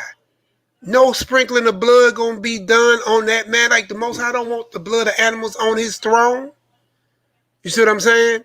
Then by the time you get to Hamashiach, The throne, the Ark of the Covenant is gone. So we just had Yom Kippur. Part of that ritual is putting blood on the altar. But that's gone. The Most High don't want that. That's why you got cleansing rituals. That's why you still get remissions of sin without blood sacrifices through what? Water. Washing of the word by water. So again, man, it's an amazing thing when you look into the in-depthness of everything that was going on. Because during the time of Mashiach, there was no Ark of the Covenant, bro. So either was Christ sinning, which we're going to say La'ah over here. You see what I'm saying? Or we had a new understanding coming into the earth, but we was too blinded. Because that culture we had, with our fringes, with our language, with our land, with our temple, with our Sanhedrin, with our priest, with our feast days, with all the new moons, everything we had, we claimed we was living perfect outside of the thumb of the Romans on us for taxation, but they allowed us to practice what we had going on. So all that going on, and Christ still called us children of the devil. And he had to send the spirit of truth. We got to start paying attention to stuff like that, bro. You were called vipers, snakes, murderers, just like Cain was from the beginning. All while in your land with your tassels on, your fringes, speaking your language in your temple, because Christ casting devils out in the temple. How is that happening if we doing everything according to the law and everything is right? How did Rome come and oppress us? Christ, the Most High didn't put oppression on us because we were keeping the law. You see what I'm saying? So we got to get to a place where we understand, man, look, what was we really doing wrong? We wasn't sacrificing the idols that we thought, you know what I'm saying? We thought we wasn't eating pork. So, I mean, what was it? And he said, you thought you would have learned, man. But all these times I done sent you into captivity and burned down this temple and you had to keep rebuilding it, that you'd have known I did not want no sacrifice and no blood on this altar. You see what I'm saying? So, hey, look, we got to get it. We got to get it, y'all, because listen, we can't come out of this captivity and think we're going to dwell with the Most High Spirit in us, with death in us. He gave us the breath of life, and blood cries out. We know that from Abel. So why are we steady killing? And look, if we going off, then all you got to do is show what Christ brought a sacrifice to the temple and offered it up. That's easy work. Surely you'll find something. So just my little quick spiel on there. All good. You see F. Jones on here saying we waking up to the great I am, or the power that's within every last one of us, for the kingdom of heaven is within. Nehemiah, I want to do, since we talking about, let's touch Leviticus 17 real quick. And then let's touch Leviticus 17. Let's touch Acts 15. All right, the Jerusalem Council, when James the Just, the brother of the Messiah, gave orders to Paul and them on what they supposed to teach the Gentiles about the stay away from things, strangle them from blood. All right, let's go ahead and pull them, because that'll lead right into the homilies and what we talking about. All right, also Hosea, the 8th chapter, by how the Most High is not even accepted. He's not accepting the dead carcasses. The dead carcasses of animals, y'all. You stop chewing on the dead flesh of animals. Like, what good can come out of it? You ain't doing nothing but trying to, you know what I mean, satisfy your taste buds. That's all that is, right? And then you don't, subconsciously, you don't even like the way it tastes, because you got to put plant seasoning on it to make it taste better. You don't even like the way it tastes. Or, a lion eat flesh. Yeah, a lion eat raw flesh. You don't even like the way unseasoned cooked flesh tastes, because you got to put plant seasoning on it. It's just what it is, man. I know you want to hate. I know it's all. Here y'all go. Got to put herbs on that deal. That's what people are saying. We speaking blasphemy, they saying, because we're pointing out these obvious truths that's written in your Bible. That's in the Bible. Stay away from things strangling them from blood. Oh, that's just something that died of itself. Well, for one, if that's something that died of itself, then genius, How you know that's what you? How you know that not what you eating on when you go to the grocery store to get your ground chuck? And on the real, it ain't even talking about that, because we can go right back to Deuteronomy and show if it died of itself, if it was something that was strangled, and you think that's what James was talking about when he told Paul that, well, guess what? You can feed the natural Gentile that. The natural Gentile can eat that. You can give it to him or you can sell it to him. No, that's talking about chewing on the dead flesh of animals, period. That's what it's talking about. And I know that's hard for a lot of people to stomach. So let's go there real quick. I'm gonna pull up Leviticus 17. Let's pull up some of that. All right. Yeah, Keela, they putting plant seasoning on their flesh. Because it don't even taste good to you. And you know it. You know chewing on it don't even taste right. You know it's off. So here you go. Let me season it up. You know, I want some seasoning. Yeah, but that's plant seasoning though. And ain't none of y'all eating the raw flesh with blood in it, correct? So throw the lion argument out. A lion eat live flesh. You're eating dead flesh. That's what you eat. So throw that argument out. You can't even say, well, you know, he called the lion. Well, he's the Lamb of the Most High. Lambs don't eat flesh. Oh, he's called the Lion of Judah. Well, lions eat living flesh with blood in it. They don't cook that flesh and they don't put plant seasoning on it. You do that. And the Negro use more seasoning than a little bit. Oh, wait. No, I got somebody mad. Nah, good.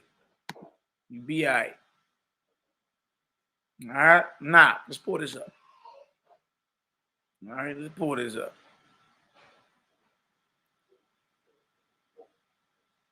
Yeah, P say death is as bland as it get. Got to get some herbs and spices, baby. You already know, all right? You already know, man. All right, so again, whoever coming against us is because they've been in agreement with the animal kingdom or the kingdom of death for so long. Now, y'all be different, and we was like, y'all go, you know, be a whore, be a whoremonger. You understand? Just have at it. Do whatever you want to do. Y'all, we not teaching nothing that's sinful. It's not sinful. It's not against the Creator at all. It's more about protecting and guarding creation. You understand? And putting living things in your body to where, you know, you can be at one with the Most High's creation that's around you. Don't you eat chewing on that dead flesh, you keep everything, they look at poison your blood, and it keep you on the lowest vibrational frequency possible. Facts. All right. And again, y'all, we got sisters in the chat who have reverse diabetes that they had. Jumping right on the Genesis 129 meal plan, or live it, not a diet, but a live it. And these are older sisters, right? Not even diabetic anymore. Diabetes totally reversed by being on nothing but fruits for a few days, few months. You mean to tell me that death sins of diabetes, so there is a cure for it? Absolutely it is. There's a cure for whatever you plague with. Whatever you plague with, there's a cure for it.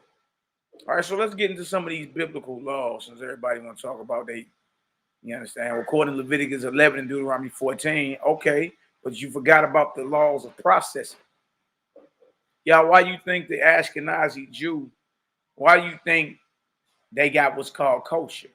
They get that from Leviticus 17 because they got enough sense to understand that an ordained priest, or who they call a rabbi, got to do some type of ritual concerning whatever it is they throwing down their throat for it to be considered kosher according to them. You understand? Well, y'all, that went down. That's in Leviticus, the 17th chapter. Let's go there real quick. I go there. QANATH, my brother from FOP. Bless up to the whole FOP brother. Bless you, brothers. All right. And this is not what's happening. You're not doing this if you just going to the meat markets and buying whatever. You don't know if it was processed according to the Torah. You say you live by the Torah, right? Okay, well, if you live by the Torah, then according to the Torah, there are flesh laws. All right. All right. There are flesh laws. So let me hit share button real quick and let's get it done. Hold on 1 second. What's going down? Hopefully y'all can see me. Can y'all see me? Yeah, y'all can see me. All right, Nehemiah, I'm about to pull this up. If you want, my beloved brother, you can read that for us. All right. Let's pull this up.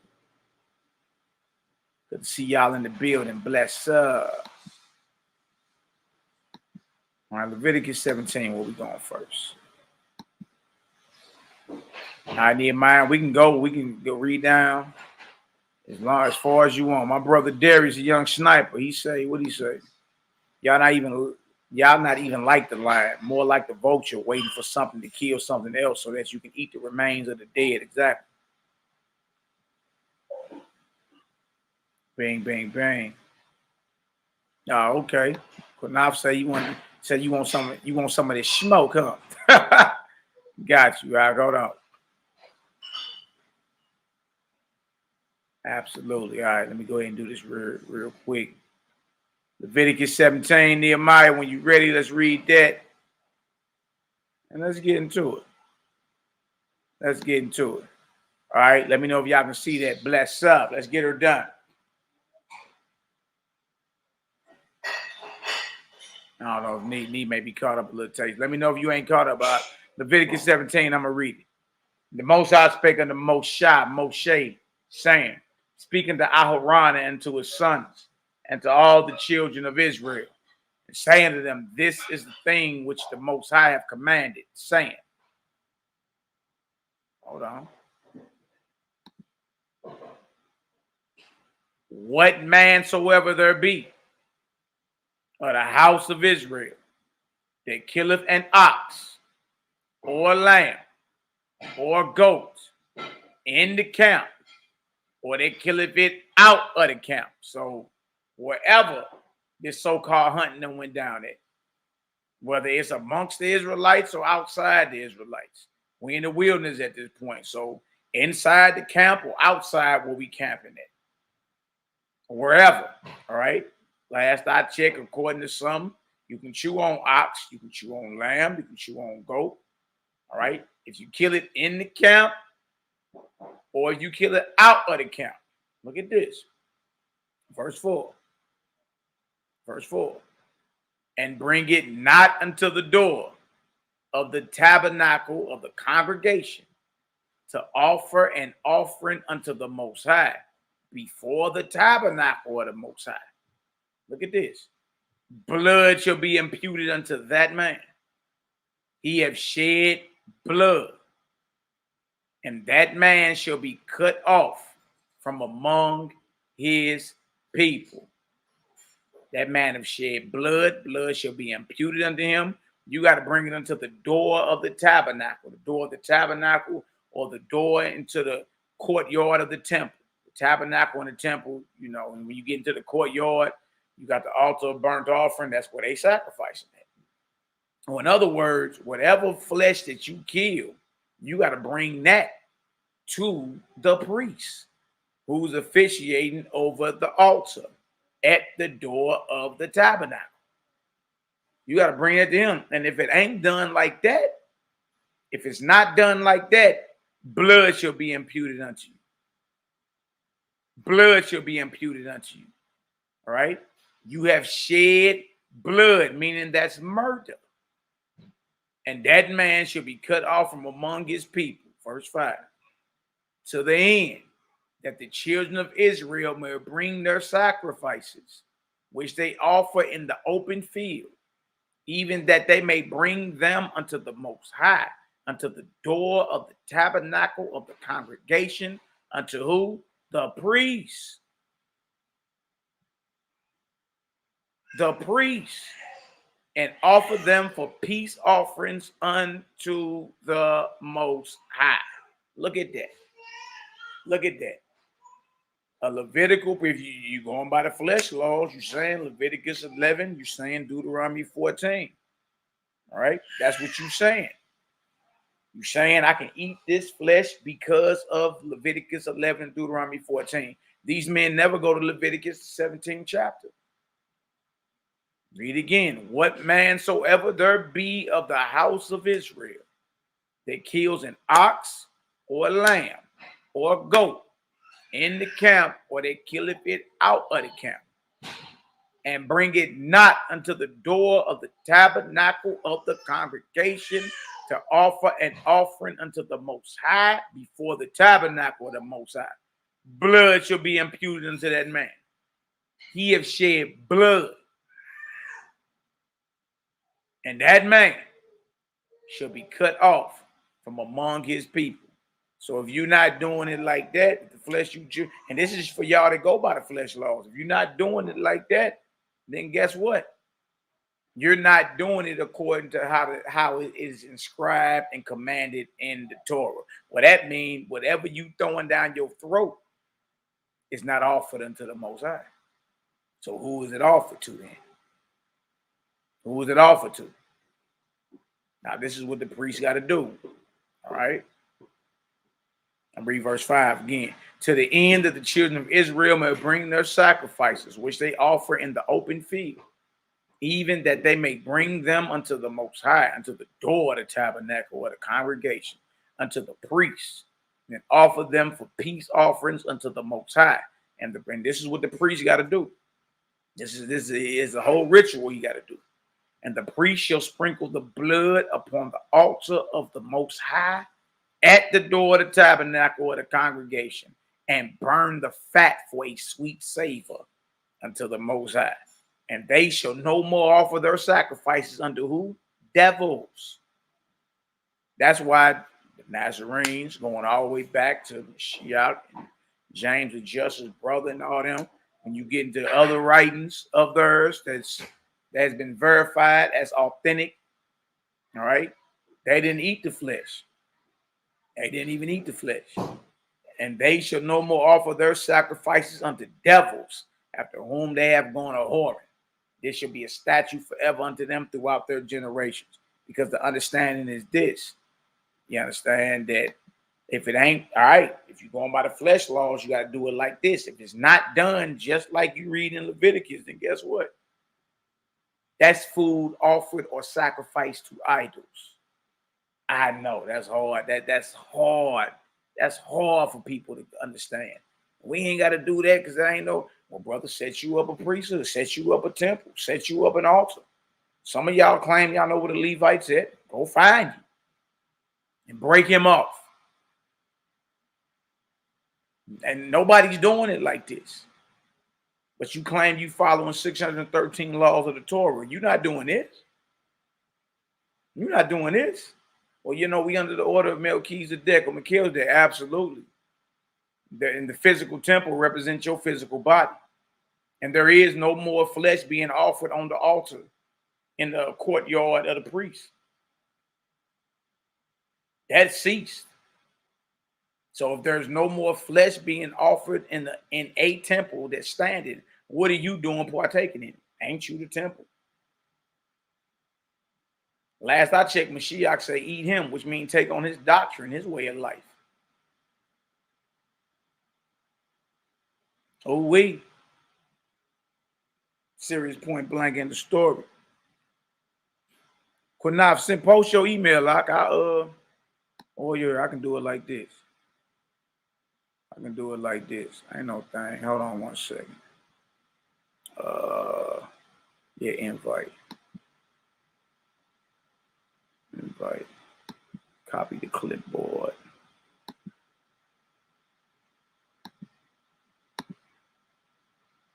Oh snap. Okay, there you go. All right, I just put that in the chat. All right, so next, so to back this up, let's just jump over to Acts. That right there shows you that, okay, well, there's a ritual, there's processing laws. Your flesh that you throw down your throat, if that's what you going by, there are processing laws. Now, it got to be handled and processed a certain way. Once it's killed, it got to be processed or prepared a certain way. There's laws for that. All right. Right there in Leviticus. That's not happening. All right. All right. Like, don't fool yourself. All right. All right. I got something else for y'all real quick. We're going to go over to Acts 15. Absolutely. We're going to go over to Acts 15 chapter and get her in real quick. Hold on one second. And let's see what's going on with this. All right. Now, this is what's called the Council at Jerusalem. All right. For y'all that don't know, James the Just, or YHWH'S, that's the Messiah's biological brother, actually. All right.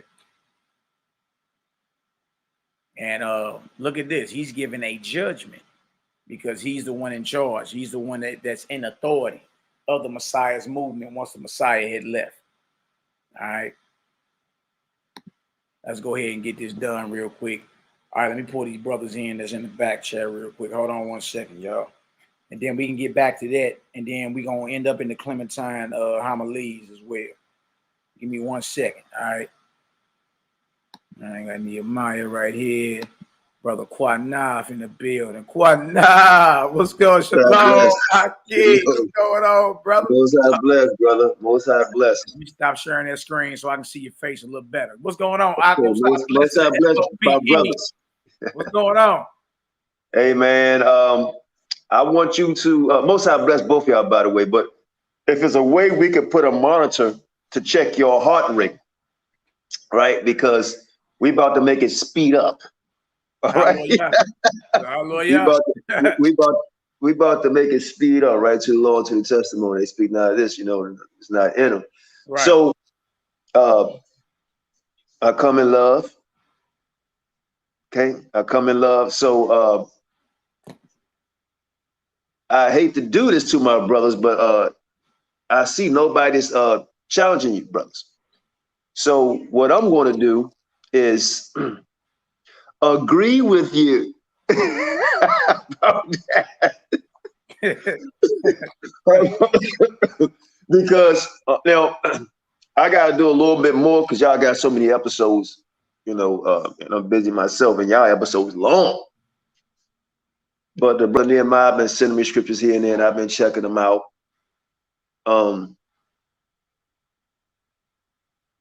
I haven't seen nobody able to knock down what you brothers been saying. I'm just gonna keep it real. I watched some videos and something. I got a little point here, and you asked my questions. I just haven't seen nobody able to go against what you brothers are saying. And then I just look at our people, what state we in as far as health. Something must be wrong if we live in the shortest on the planet. Yeah. If we the sickest on the planet, right? I don't know about y'all where y'all stay, but in most cities I go to, big cities, I see a lot of black people in wheelchairs, getting their feet cut off, legs swollen, blacker than black, suffer from asthma, right? And it's something we must be doing wrong. And I'm somewhat of a health nut, and I've been sick, suffering from high blood pressure. I know people, this so-called black health nuts, and they got cholesterol, or, you know, like all these different things. So these foods that we're eating, obviously they're not benefiting us in a way where we can live healthy lives. But you see, the heathen nation, they can eat anything: rats, bats, cats, dogs, right? And they living, they ain't taking no medication, you know. So I'm like, something ain't right here. We eat certain things, and you know, we get sick. You know, so I think I'm starting to lean towards, you know what, I need to go into this a little more deeper, because some of these things and some scripture y'all bringing out, just like you can't stop it. So I was just a little teased, like I was going to go ahead and bow to y'all, man. No, I was going to say, I've been watching. Keep up the good work. You know, the naysayers, man, I don't know why they won't just come on your platform and just duke it out respectfully, or come on our platform and duke it out respectfully. You know, I that's mean, about look, it, man. it's hey, look, the challenge got put out there. You understand? You know how it was back in the day, man. Somebody calls you to the mat, you know, man, and meet me outside, and then you snuck out the back door and went home and got to voicing your opinion. Then, you know, we would call that certain type of individual a certain word. You know what I mean? Right. Other than that, bro, you know, we just been teaching and just challenging our people. It's a challenge, man. That's all it is. It's a challenge. Like, look, bro, we understand. All right, look, we Israelites. All right, we got the dietary laws. We ain't supposed to be eating pork, shrimp, crab, lobsters, and all that. But, bro, the nation's sick. I'm talking about conscious Israel.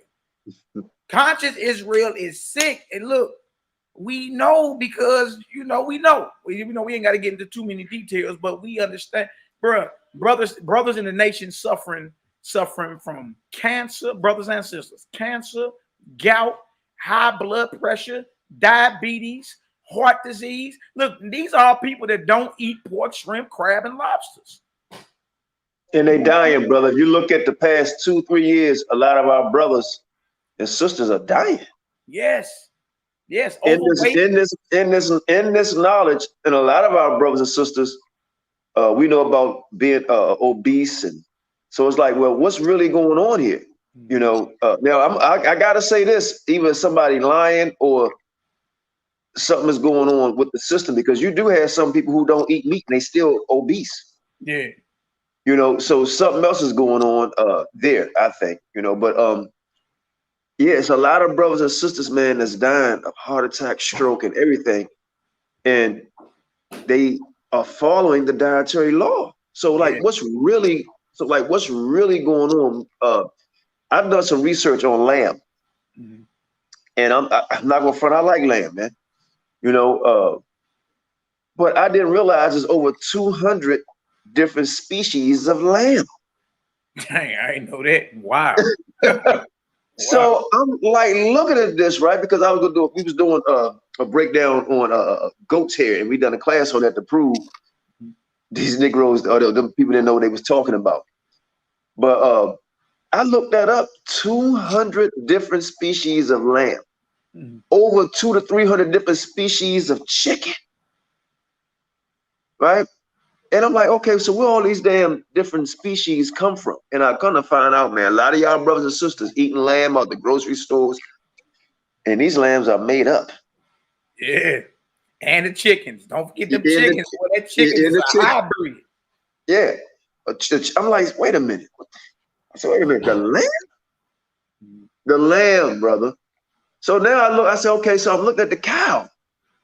Then I looked up, it's hundreds different forms of cows that's been made by man. So what do we eat? What they shooting in the meats? You know, I'm just looking at all this, man. I think brothers and sisters need to rethink, you know, what we're eating, and go over these scriptures again, because something ain't right. Yeah, and then look, bro, look, one thing a lot of our people need to understand is this, bro. Like, everybody didn't view the Torah, read the Torah, or teach it the same way. That's why you had all the different sects. All right, you had all the different sects of Israelites, right? Now, trip off this. We have two elderly sisters that's in the chat right now, bro, who were diabetic. You understand? I'll say, I'm talking about one of them I know is in their mid-70s. You understand?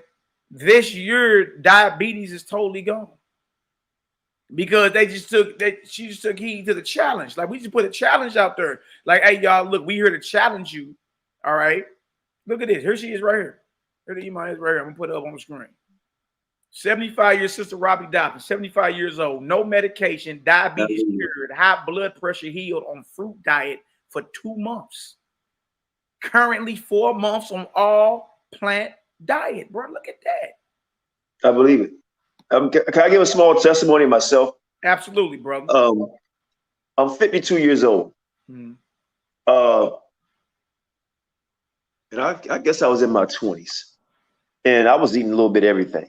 You know, I've been stopped eating pork, but I was still messing with them crabs and all that type of stuff.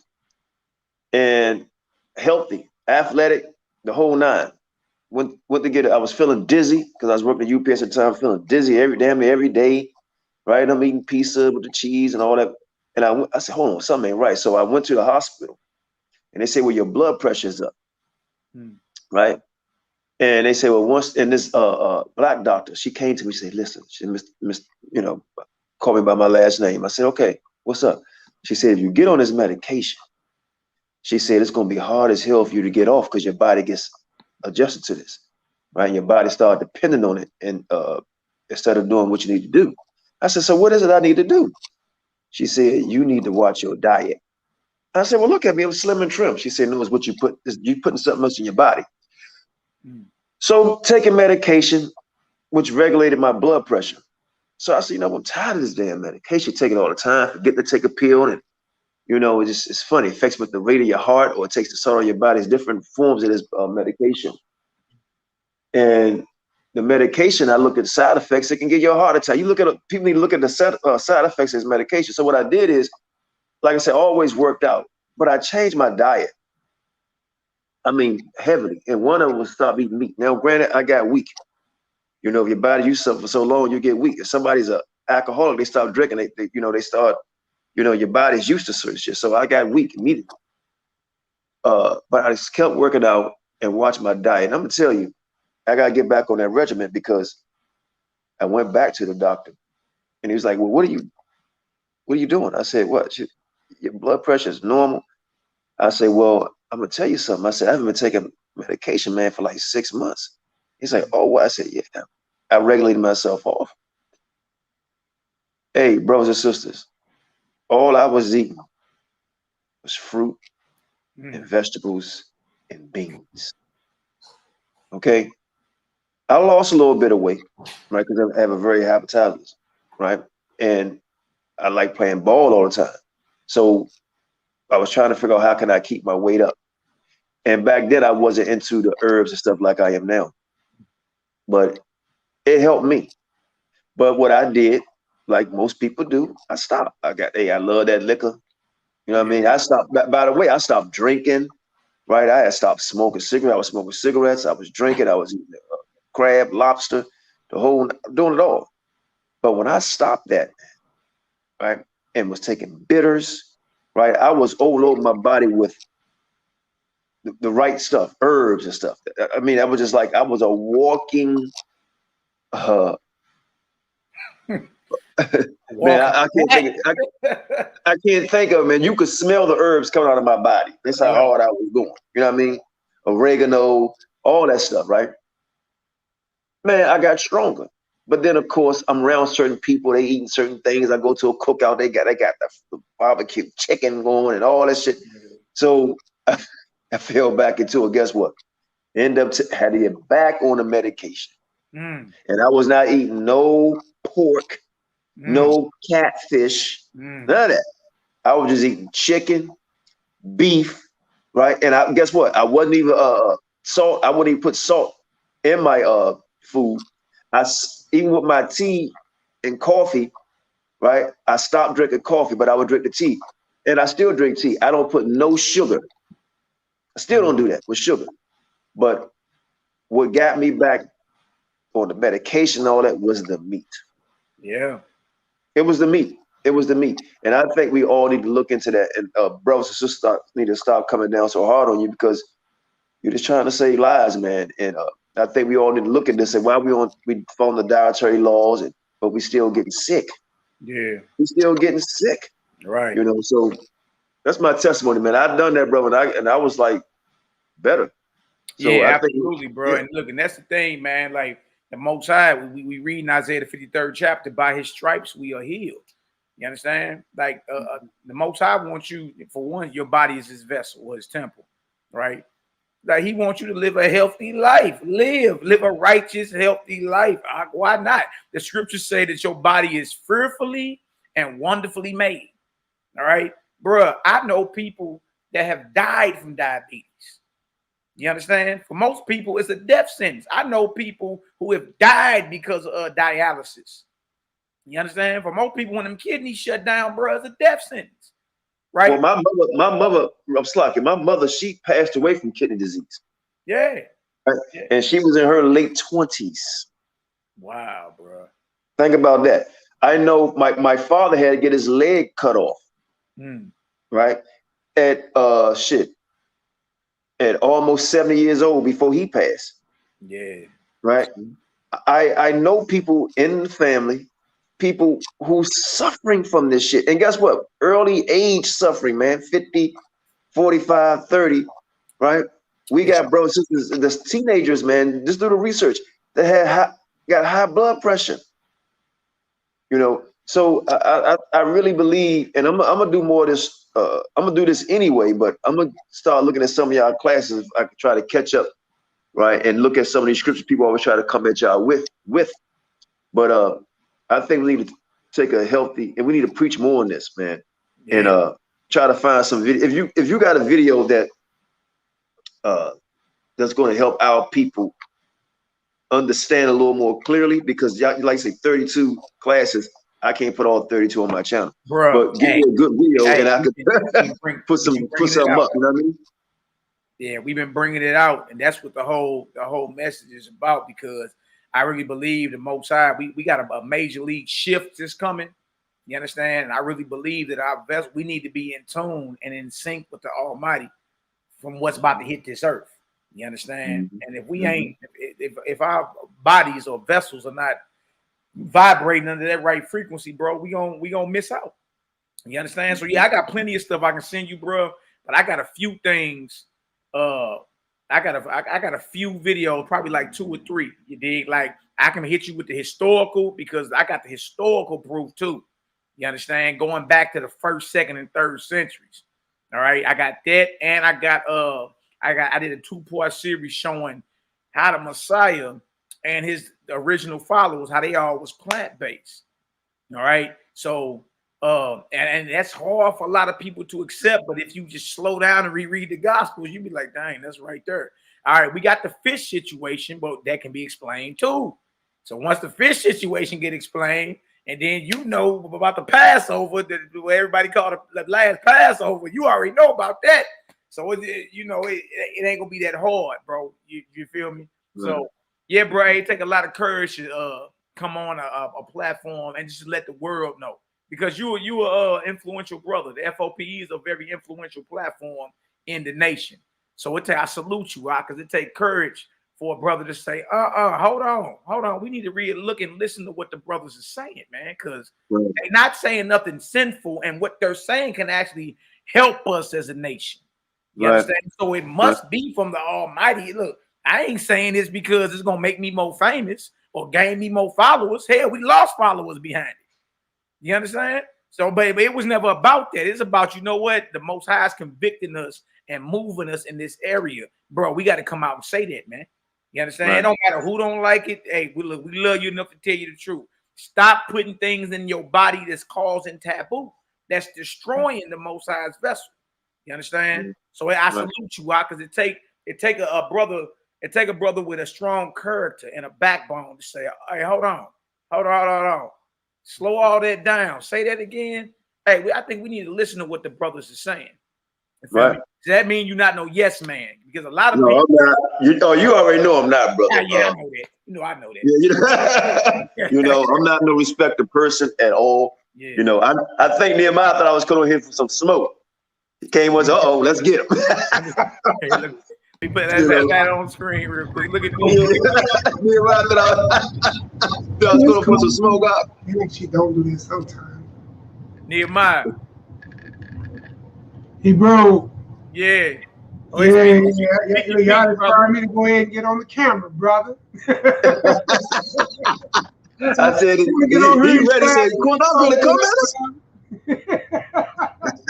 Hey, QANATH, man, look, brother. I really want to. This is unscripted, y'all. Let me say that first. This is unscripted. No one talked to QANATH to say, hey, man, why don't you come over here and do this for us? You know what I'm saying? This man came on his own. When I sent out the text, QANATH been in our group. We've been dealing with him. He done came to Passovers. Actually, when I met my wife, the first time I met my wife, she was with QANATH in his group, coming here for Passover.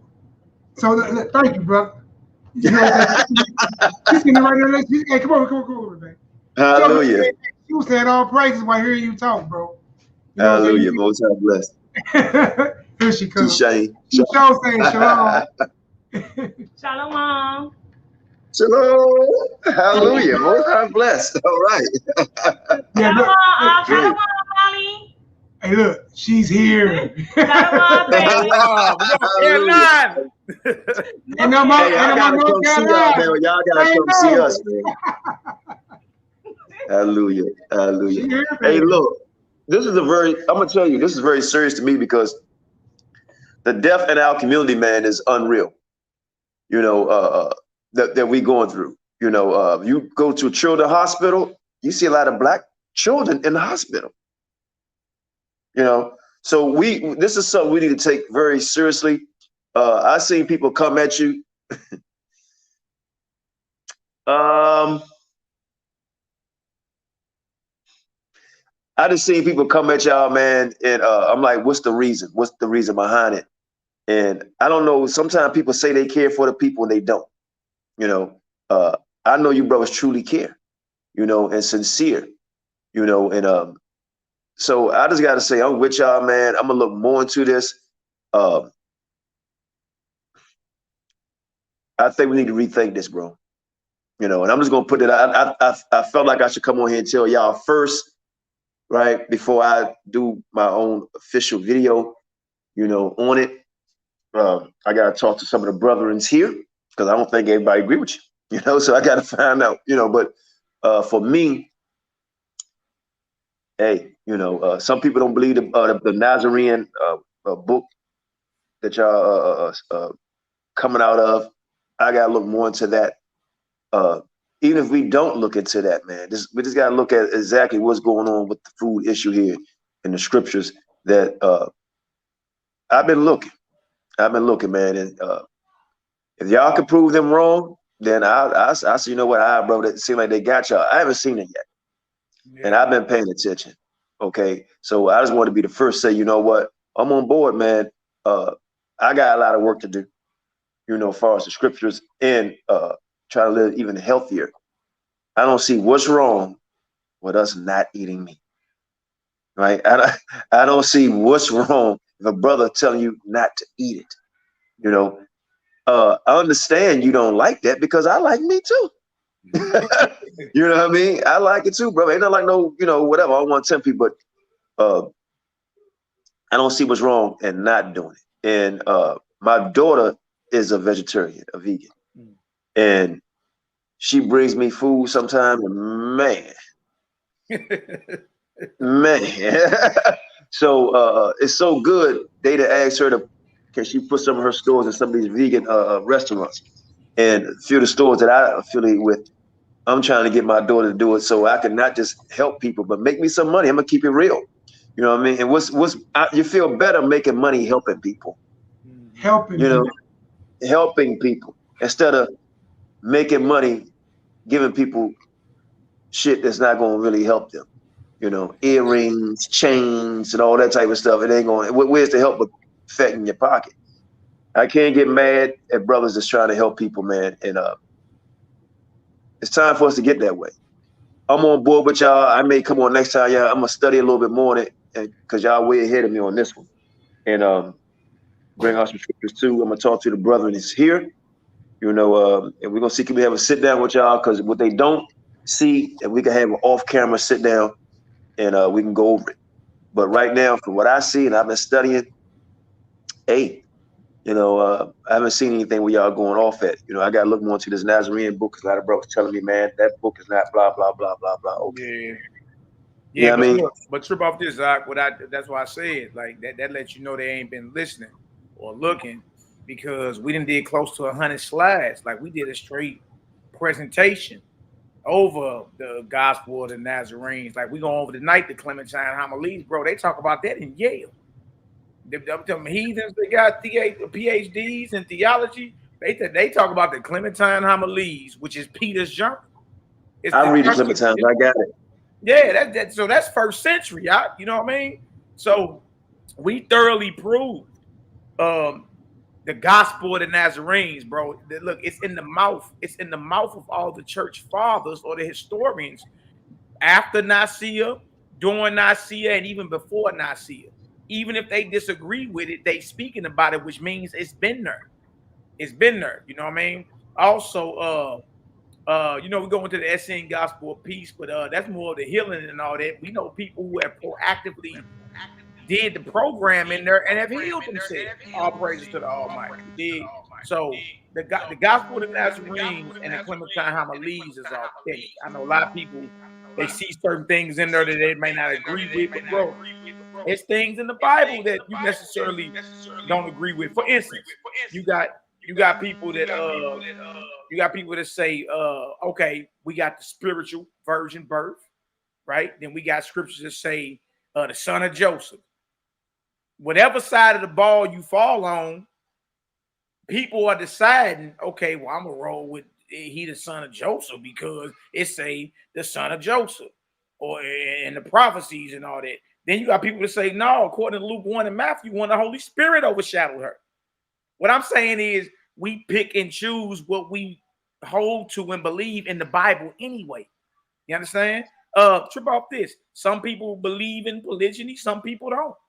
It ain't like you not reading it in the Bible, but you pick and choose. That's the point. Regardless of if you agree with everything that's written in the Gospel of the Nazarenes or the Clementine homilies. You understand? People be like, well, you picking and choosing. Brother, they already picking and choosing in the Bible. Slaves, obey your masters. When the last time a Negro taught that class? Slaves, obey your masters. It's in the Bible, brother. You did. Ain't nobody teaching that class. We choose not to even deal with it. Or if we deal with it, we deal with it from a point of view like this. I will say, oh, that just means if you got a boss and you an employee, obey your boss. Because that's your livelihood. Regardless, you got to explain that away because we still are dealing with a scripture that the slave master used to use to subject us. You see what I'm saying? My whole point is this: you pick and choose in the Bible anyway. All right. Some people say mixed marriages, right? We got the scriptures. Ain't no mixed marriages. No doubt. I don't believe in mixed marriages either. My wife and I done a class on that, man. It's powerful. Y'all got to go check it out. I'm gonna do, bro, we check it out. You did? We check y'all out all the time. I'm saying, but then you got people that argue and say, well, Abraham had Hagar and she wasn't of his tribe, and Keturah wasn't of his tribe. And what I'm saying is, you pick and choose what you want to roll with in the Bible anyway. That's the point. Anybody can get on here and act like they don't pick and choose. You already pick and choose. Everybody picks and choose when they deal with the Bible. You understand? It comes down to what resonates and what makes more sense with you. All right? That's all it comes down to. Let me say something.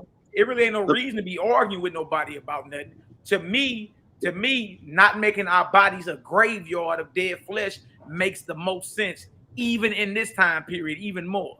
Because with the plagues in the earth, with people dying from all these diseases, y'all, it's foodborne. It's based off what we're putting in our mouth. It is. Now, just because I can go and I found an ancient sect of brothers who were the original followers of the Messiah who ate the same way, that's what brothers is mad about. Because we can go into history from out the mouth of the enemies of the Nazarenes down to Yahshua the Nazarene and certain books that didn't make it into the Bible. Hey, it's all there, history and everything. Them brothers didn't eat flesh. Them brothers they stayed away from blood. You understand? And they had their reasons for it. But I'm saying in these days, adopting that type of diet is paramount for us when it comes to the survival of our nation. Regardless if you feel I gotta eat lamb on Passover, and I gotta eat lamb, or I gotta do this, or I gotta do that. No, you don't. But go ahead.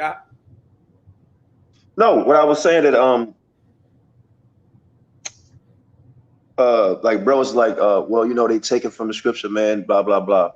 True say don't add, don't take away, you know, and they saying that you doing exactly what you said people are doing, taking here and there.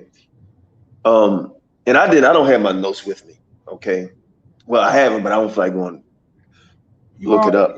But go ahead, speak. Yeah. So they saying that y'all taking out verses in the Bible. Oh, that don't mean that, or that don't mean this when it's dealing with this topic here. So I said, well, come on up. Well, y'all been respected person. Y'all, why y'all ain't going at them brothers? Y'all go to everybody else, right? So this is my answer to the people that says that, right? And I'm not respect the person at all. And I looked at some of the stuff, right? And how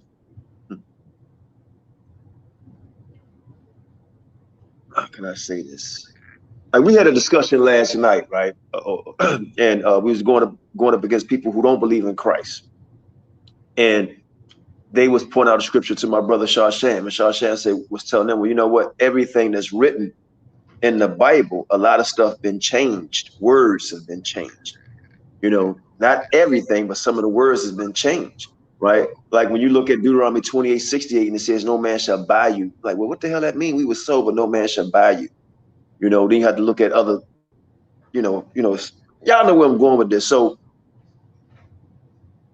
I just haven't seen anything that the brother said when people ask him and they back it up. I asked the fish question live to the brother. Brother answered it. You know, we don't have to go into the Passover because Christ didn't eat the lamb at the Passover. That's what, we went over that and like, no, it says that. So no, he wasn't there. You know what I mean? So it's a lot of stuff, man. I'll probably catch a little heat for this, but I can care less. I'm gonna look at again some of the stuff. If y'all can send me some of the scriptures that people try to hold y'all to, and y'all showing where it doesn't mean that, then that'll be helpful for me, because I know I'm not gonna be able to watch 32 episodes. Hey, look, while you was here, I just text you the playlist. Malaki created a playlist. I just texted to your phone. It's over 12 hours. I just put it in the room too for the people. Again, I know we have busy days, families, businesses, but if you get a chance, he put slideshows together. You see what I'm saying? Going over the historical information to prove beyond the shadow of a doubt. Because look, what's gonna make some people mad is that the Clementine homilies is older than some of the manuscripts you got in the New Testament. Definitely the Masoretic one, which most of the New Testament is translated out of. What you gonna do with Is the video a straight 12 hours? A straight 12-hour video? No, it's not straight. It's 3 videos. I think there's like maybe 3. Hold on, I'll let you know in a hot second. Yeah, it's 3 videos. It's 3 videos. Some of them longer than others, but all combined together, it's 12 hours. You know what I mean? One like 4 hours, one like 5, one like 3 hours. You know what I mean? Something like that. Oh, okay. All right. So you got 4 hours, 3 hours, and 5 hours. Yeah. When Malaki get the spirit, they don't watch it, man. So they probably will watch the whole thing. And I want y'all to come on again and talk about it.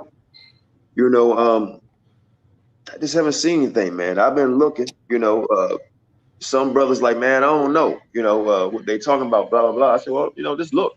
And on this side of the fence, man, we just, well, me personally, I'm just busy. Y'all see, like I said, you've been watching, so y'all know we've been going through, man, and doing. But I'm going to look at that. It's going to take a minute, 12 hours. I'm going to look at it, though. Y'all got my word on that. I'm going to look at it. And any questions, though, any questions is all good. Like, look, we ain't ducking. We ain't ducking any questions the brothers have. Like you said, we can do this off camera. And, they're going to have the questions about the fish after the resurrection and all that, or the fish, the multitude getting fed the fish and all that, the Passover lamb. It's all good. You know what I mean? Like, we can go from what we call the Old Testament to the New Testament and show our position in what we're saying. You understand? And we can just take it from there, bro. It's all good. And in the end, even it's all good with those who disagree, because we already brethren and we disagree about certain things. You see what I'm saying? It ain't like we disagree about. A lot of people that's what I see. It'd be different if it was abomination of blasphemy. You know what I mean? It'd be different if we was okay in being a sodomite or something. No, we challenging our people to be better, to walk as the temple and vessels and the image of the Almighty, because that's what you are. You understand? And in these hours, to really combat and stay on top of these plagues has been unleashed in this earth through the manipulation of bugs and germ warfare by your enemies. Your vessel need to be in pristine condition, man. That's just what it is. Hey, look, I just think, man, I'm not gonna stay on too much longer, but I just think, man, our people need to look around and say, wait a minute, we fall in the dietary law. And a lot of Israelites are passing young. Yeah. You know what I mean? Passing young. You're like, what the hell? Oh, my bad. No, I was saying, YAHKI he gave a testimony. He said, look, he healed so many people, well, through the power of the Most High with the knowledge that he's been given. And look, you deal with herbs too, so you know what we're talking about. You get people off the diet of meat. You put them on the herbs, you put them on that fruit diet, right? That plant-based diet, right? The sickness goes away. Then you tell them to go back to Leviticus 11 and Deuteronomy 14, and they sick again. Yeah. Well, that's a problem. That's a serious problem. How can you return to the quote, there you go. Look what you got right there in the bag. Oxidation. Yep, bunch of fruits. Bro, here go another thing I want you to tell your brothers, man, because I be looking at stuff in like different ways, right? So if you claim that you are the temple of the Most High, right? And the Most High sent his son rent the veil, so now you can go to the Most High, right? And the temple was destroyed, and there has not been a blood meat sacrifice on no altar since then. If there is no physical blood and meat in the temple, why are you putting physical blood and meat in your temple? If there's no Levites doing it in the temple physically, we're not under Levitical order, we're under Melchizedek order, there is no bloodshed. You think the Most High up in the heavens, in his temple, slaughtering his creation and sprinkling blood on his mercy seat? Come on, man. Come on, man, bro. If you're supposed to be the manifestation of the temple of God walking, when people see you, they should see God on you. My wife can tell you, we walk, Gentiles open the door, see the fringes on. Hey, God bless you, out the blue. Out the blue. People like, man, God bless you, brother. Pray for us, bro. Everywhere we went. Today, they should see God on you, bro. You see what I'm saying? I mean, it's hard to cut out meat. I mean, I know that for, you know. You're talking to one of the biggest brews, brother. I got it like cold turkey, brother. You know, bro. When that spirit hits you, nada. Brother. Yeah, we just gotta find substitutes. I used to consume a carton of eggs, a pack of meat, and 2 things of biscuits myself. I can go get a whole box of chicken. That was for me. In my house growing up, about a 4 family pack used to get cooked. You know, I got a lot of children, but a lot of meat went to me. Boy, I sit there and take that chicken, boy, I pull the meat right out the mouth. Gone. Hey, look, my wife, right? One of my best friends, when I first met my wife. 26 pounds, bro. I was 526 pounds. I'm gonna get my pair of pants. I kept a pair of my pants. I'm gonna go get them. Don't go get them deals, man. We believe that's a size 72, bro. You ever seen a 72 in pants? No. Damn. I didn't know you was that big. Yeah. I didn't know you was that big. Hallelujah, man. Hallelujah. Oh, praises, man. So, yeah, man. Wow, man. Hey, look. We got to bring, if the kingdom of heaven is within and we can't prove that the kingdom of heaven is sacrificing blood and meat, we tripping. Look at it that way. If the kingdom of God is within, and we can't go in scripture, anything that we got to prove that there are blood sacrifices in the heavens by the Most High and the Malaki and by the Melchizedek priest, which Christ is the high priest of, we got to stop, bro. We got to stop. Your will be done on earth as it is in heaven. If we can't prove that's going on in heaven, cut it out. When we got angel food, I've been doing some research. I'm sorry, real quick. No meat, bro. When God gave us angel food, there wasn't no meat. When the giants in the earth was giving angel food, they wasn't satisfied. They went and started eating flesh. Anytime God gave us anything, it was water and angel food. And when we cried for meat, why do we have to ask the Lord to give us meat? When we came out of Egypt with all them sheep, we just did all that slaughtering, right? And we got all these animals with us. We ain't got to ask, we got them. We just got through doing it before we walked out of there. Right. We had to ask the Lord, well, we want some flesh, Lord. Why are you asking that if there's something you already did? It's like me saying, Lord, can I go to the bathroom? And I've been going to the bathroom for 50 years. Right. You just slaughtered all them Passover lambs, right? You just slaughtered hundreds of thousands of Passover lambs. What you mean you want flesh in the wilderness and you got all these flocks with you? Just kill your flocks. Hey, look, when Joseph and them during the famine, right? You had Joseph in Egypt, right? Imran, right? When his brothers knew that this famine was upon us, they didn't go up there and get no meat. They went up there and got grain. Now, mind you, these were people that dealt with herds of sheep. Why they just didn't kill a sheep? Let a few of them make, kill and eat the sheep. You was already blessed by the Most High. You could have survived off of that. But during the famine, you went up to Egypt to get grain, not meat. Joseph had to store grain, not meat. Right, you had flocks. Jacob was rich with flocks. You see that? The Israelites coming out of Egypt was rich with flocks.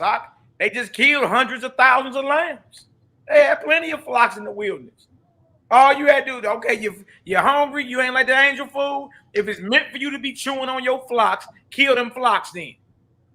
No, they lusted, and guess what? The quail came, and they ate it so much that it came out their nose. The Most High put them down for it.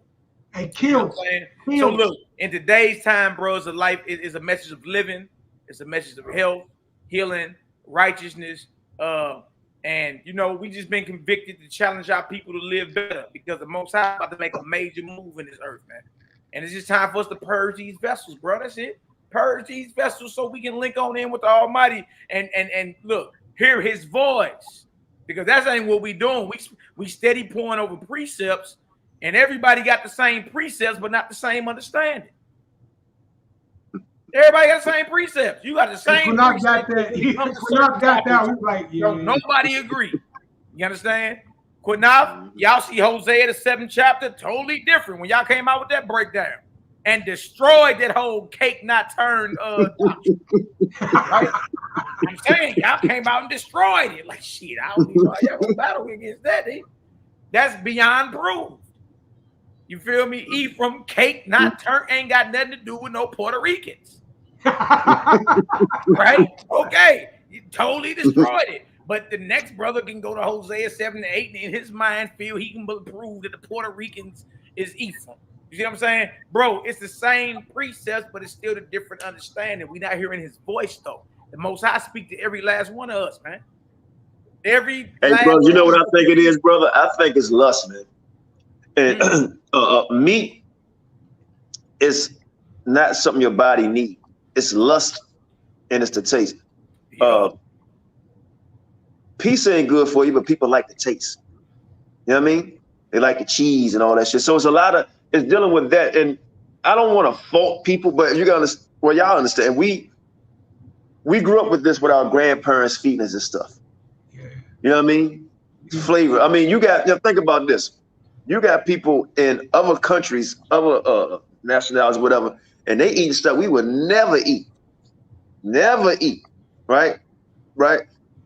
It's the seasons and shit they putting on. You know, I'm like, how can somebody eat a rat? You know what I mean? But they season up, you know, so it's the season. So if we use our mind, okay, we can eat certain vegetables, and the way we season it, it'll taste just like what you're lusting for. I had to get the sugar. I had to get the sugar out of my lustful mind. Yeah. Right. So when I drink tea, I don't need no sugar. Like, everybody, I was like, man, it tastes good to me like this. I don't need no sugar. You know, when I was drinking coffee heavy, I stopped putting sugar in it, man. You know, I just drink it black. You know what I mean? But I was drinking so much, I was going around here shaking and shit. So, you know, it's like, you know, but I think, man, a lot of this is lust. And it's a hard thing. It's a hard thing to get over, man. It's lust, and the eyes lust for it, and the tongue lusts for this taste. You understand? It's not the fact that we need it, because to me, I think everybody needs to. I'm gonna play all 3 of them videos on our channel, because some ain't right. If we fall, Israelites fall in the dietary law, right? And then people who's not following the law, you look at the hospitals, you go to, we in there. Something ain't right. Something ain't right. Other nations eat the same stuff and they healthy as hell. You know what I mean? It's like, what's going on? So the Most High, we are different, right? We are different. A lion, he eats meat. You know what I mean? Do an elephant eat meat? Yeah. Right? So everything ain't, so, you know, they all species animals, but certain things they don't eat. We like a mink coat, man. And everybody else a rabbit coat. You know, you can't throw us in the wash machine. Right. You know, mess us all up. You know what I mean? We got to go to the dry cleaners and get some special treatment. Yeah. We're different. You know, you could take a razor, and other men of a nationality, they can shave it like that, right? And don't bump up.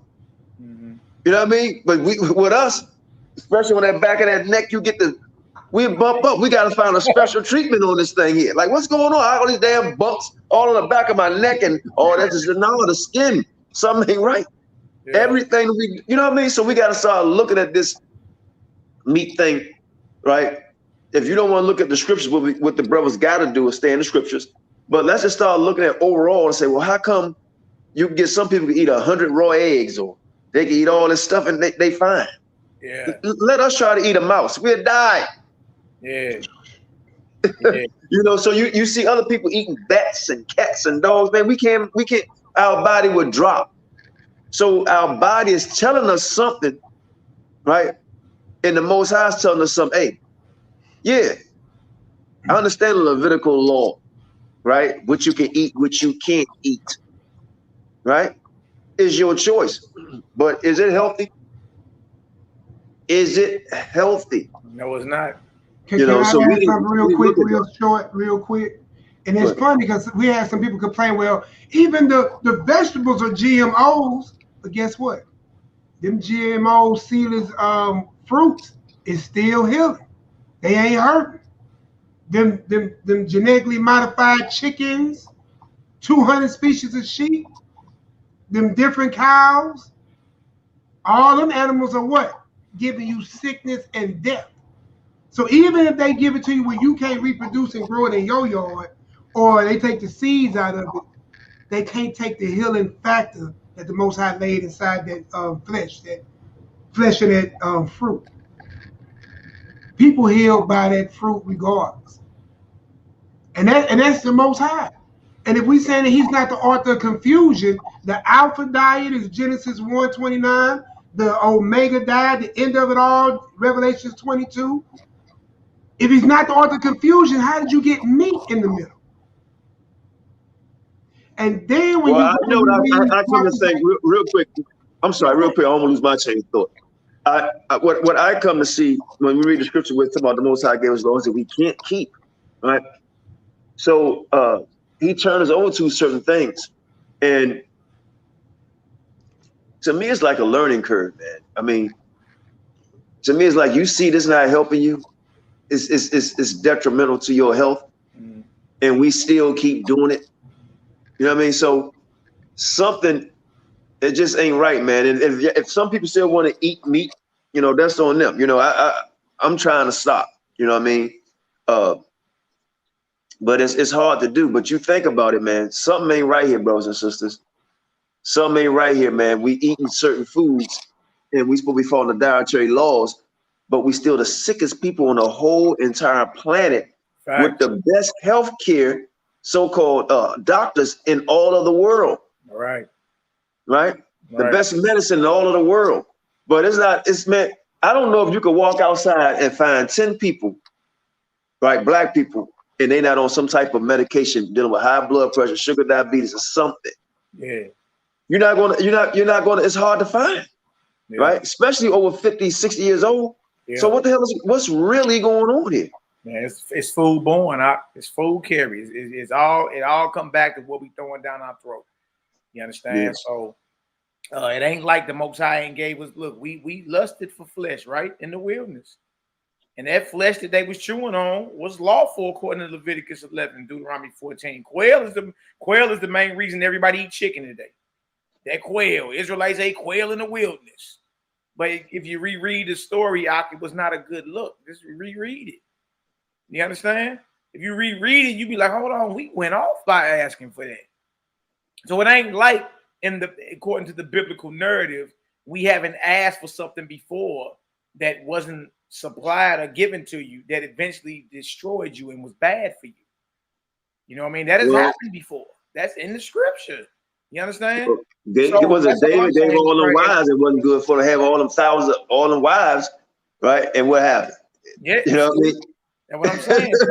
So we can't act as if, because that's the next one. Why would the Most High allow us to eat it if it was bad? The same reason you asked for the quail and it was bad for you. You understand? At what point do we level up and say, hold on, like what you doing, QANATH? You like, look, something going off, something wrong. If we are sticking to what we call the dietary law and the conscious Israelite community is still sick, then again, the Most High gave us common sense. You should be able to add 1 + 1 and get 2 no matter what language you're dealing with. All right, well, something is wrong then. It obviously got to do with what we're putting in our mouth. All right, now some people think that's blasphemous. It ain't blasphemous. You understand? It's just you using the common sense the Most High has given you and saying, well, look, you did, like, look, there are other scriptures that actually go against that. Now, regardless if Malaki and Nehemiah brought that out, it's still in there. You know what I mean? People can say all day, you know, when people say this, when they say, oh, man, they twisting scriptures, that's because they don't got no response to what we saying. Y'all twisting scriptures, it don't mean that. Brother, look, if it didn't mean that, we wouldn't be able to go in there and overwhelmingly prove what we talking about. That's it. And then once we do that, and then we can show historical validation to back up what we talking about. Look, you can argue all day with emotion and everything, but what they can't argue with, QANATH, is results. Healing testimonies, and that's all praise to the Most High. Healing testimonies from diseases that they call a death sentence. You can't argue with results, and you can't argue with history. Men can argue all day about what they disagree about us. We disagree with y'all, but listen to me. People stopped chewing on the dead flesh of animals and got rid of diabetes within 60 days. How you argue with that? So that means you can't. There's nothing to argue about. You can't argue with it, bro. Like some people eat dead vegetables in cans. Right. I don't buy vegetables in cans, right? Because it's dead, and what they put in there to preserve it, but the vegetable's no good. Before I go, I want to make this statement, man, and I want everybody to think about this, because like I'm saying, like, what's going on? Ask yourself this question: in this country, damn near every supermarket you go to, how in the hell can you have more different choices of meat than you have vegetables? Look, I want y'all to, when next time y'all go in the store, right? They have more choices of meat than they do vegetables. More choices of meat, right, than they do fruit. So what I do sometimes, I go to the international market and I do my research. I'm like, what is this fruit? Never heard of this fruit, right? And dragon fruit. You see all of these different fruits, like what the? And then I actually looked up. I don't know. I gotta. I gotta look this up and see if it's something man-made. But I actually saw blue strawberries. I was like, what the hell? So all these different fruits, man, especially in Africa, and you wonder why these people living so much longer, because a lot of them just on that vegetarian diet. Not saying they don't eat some meat sometimes, but it's mostly vegetarian. They eating bark off. They eat the damn tree. You know what I mean? So you see this stuff like how in the hell is you got people living in the jungle and you look at their teeth, right? And they on a vegetarian diet. Their teeth not cracking up, right? You got people that's 40 or 30 years old that's black got a whole plate now. Teeth falling out, bumps and shit all on your face. You're like, so what's going? To me, it's the food that they putting for us to eat, brothers and sisters, by any means necessary. Any means necessary. So for me, I think I'm gonna challenge myself, and I got to figure something out to get this protein because I've been working out. Because for whatever reason, a lot of so-called people who love their brothers, man, they always want to fight QANATH. They wait till I get older, and then they want to fight. You know, but I got to keep my weight on, so I got to figure out how I'm gonna do that. But QANATH, for the weight, avocados, sweet potatoes, quinoa. You understand? Yep. Hey, yep. bro, it's way. Because look, I feel you. Because I refuse to turn to a paperweight. I work out too. You ain't really look. I'm the Maccabee, baby. I'm a hammer. You ain't. I can't turn. Right. Because you know, if for some reason they will challenge you, man. They'll challenge you. Oh, look at them now. Look at them. You know, I'm telling you. And look, y'all ain't got the grades yet, Mally. But I'm trying to tell you. Ain't nobody stepping to you right now, but when that beard start, that hair start getting all gray, they gonna say, "I got that nigga now." I'm telling you. Yeah, that's why before I got all the gray and I was on the street teaching with everybody. Hey, QANATH. Now I got I beat QANATH ass. I'm like, wow. hey, I work out 3 times a week, brother. You understand? 3 times a week. And to keep the weight on, again, you got your sweet potatoes, you got your quinoa, you got your avocados, and chickpeas. You understand? Yep. That stuff that keep you, you know what I mean? Because hey, look, we warriors, baby. Hey, you gotta be ready to rock. You gotta be ready to go. Be ready to rumble, man. Hey, but and not just that, bro. Let's I know we joking around, but that's a fact. But also, man, you want to be able to protect yourself if some nuts start acting crazy around your wife. Absolutely. You know, because and you got bullies out here who will try you, man, and try to size you up. You know, size you up, man. And let's get a little more technical, and I'm gonna let you brothers go. It's not just a food diet that the brothers preaching here, but we got to get our cardio up, right? And exercise is very important. Yeah. You know, so we need to look at this stuff, man. Hey, man, thanks for y'all letting me come on, man. Most High bless y'all. Thank you for coming, bro. You know, I support y'all. I haven't seen anything. I'm gonna look at it again. Y'all coming bold as a lion on this issue. You know, and I like stuff like that. You know, I like stuff like that. Y'all was ready. Y'all knew people was gonna come against you. Hell, I was like, what they talking about? Because I like that type of stuff too. I said, okay, we're going to, you know, even though my brothers, but I said, shit, I don't know what they bringing out, man. Let me look at this. You know, so y'all just keep it up, man. I'm gonna play all 3 of the videos on the channel too. Most High will. Hey, man, Most High bless y'all, beloved family, man. Salute to y'all, brothers, man. Most High bless you and your family, brother. Shalom. Thank you for your testimony, Ak. Thank you for your testimony. Hey, that was very, very powerful, bro. You know what I mean? All praises to the Most High.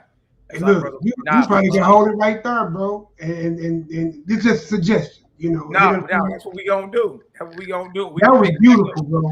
That was beautiful. Hey, y'all, for y'all that don't know, that was totally unscripted. Unscripted. I didn't know. I hadn't talked to QANATH. I ain't talked to QANATH. I did send him the that we was live in the Facebook Messenger because I always do that. You know what I mean? I go down and listen, just hit send. You know what I mean?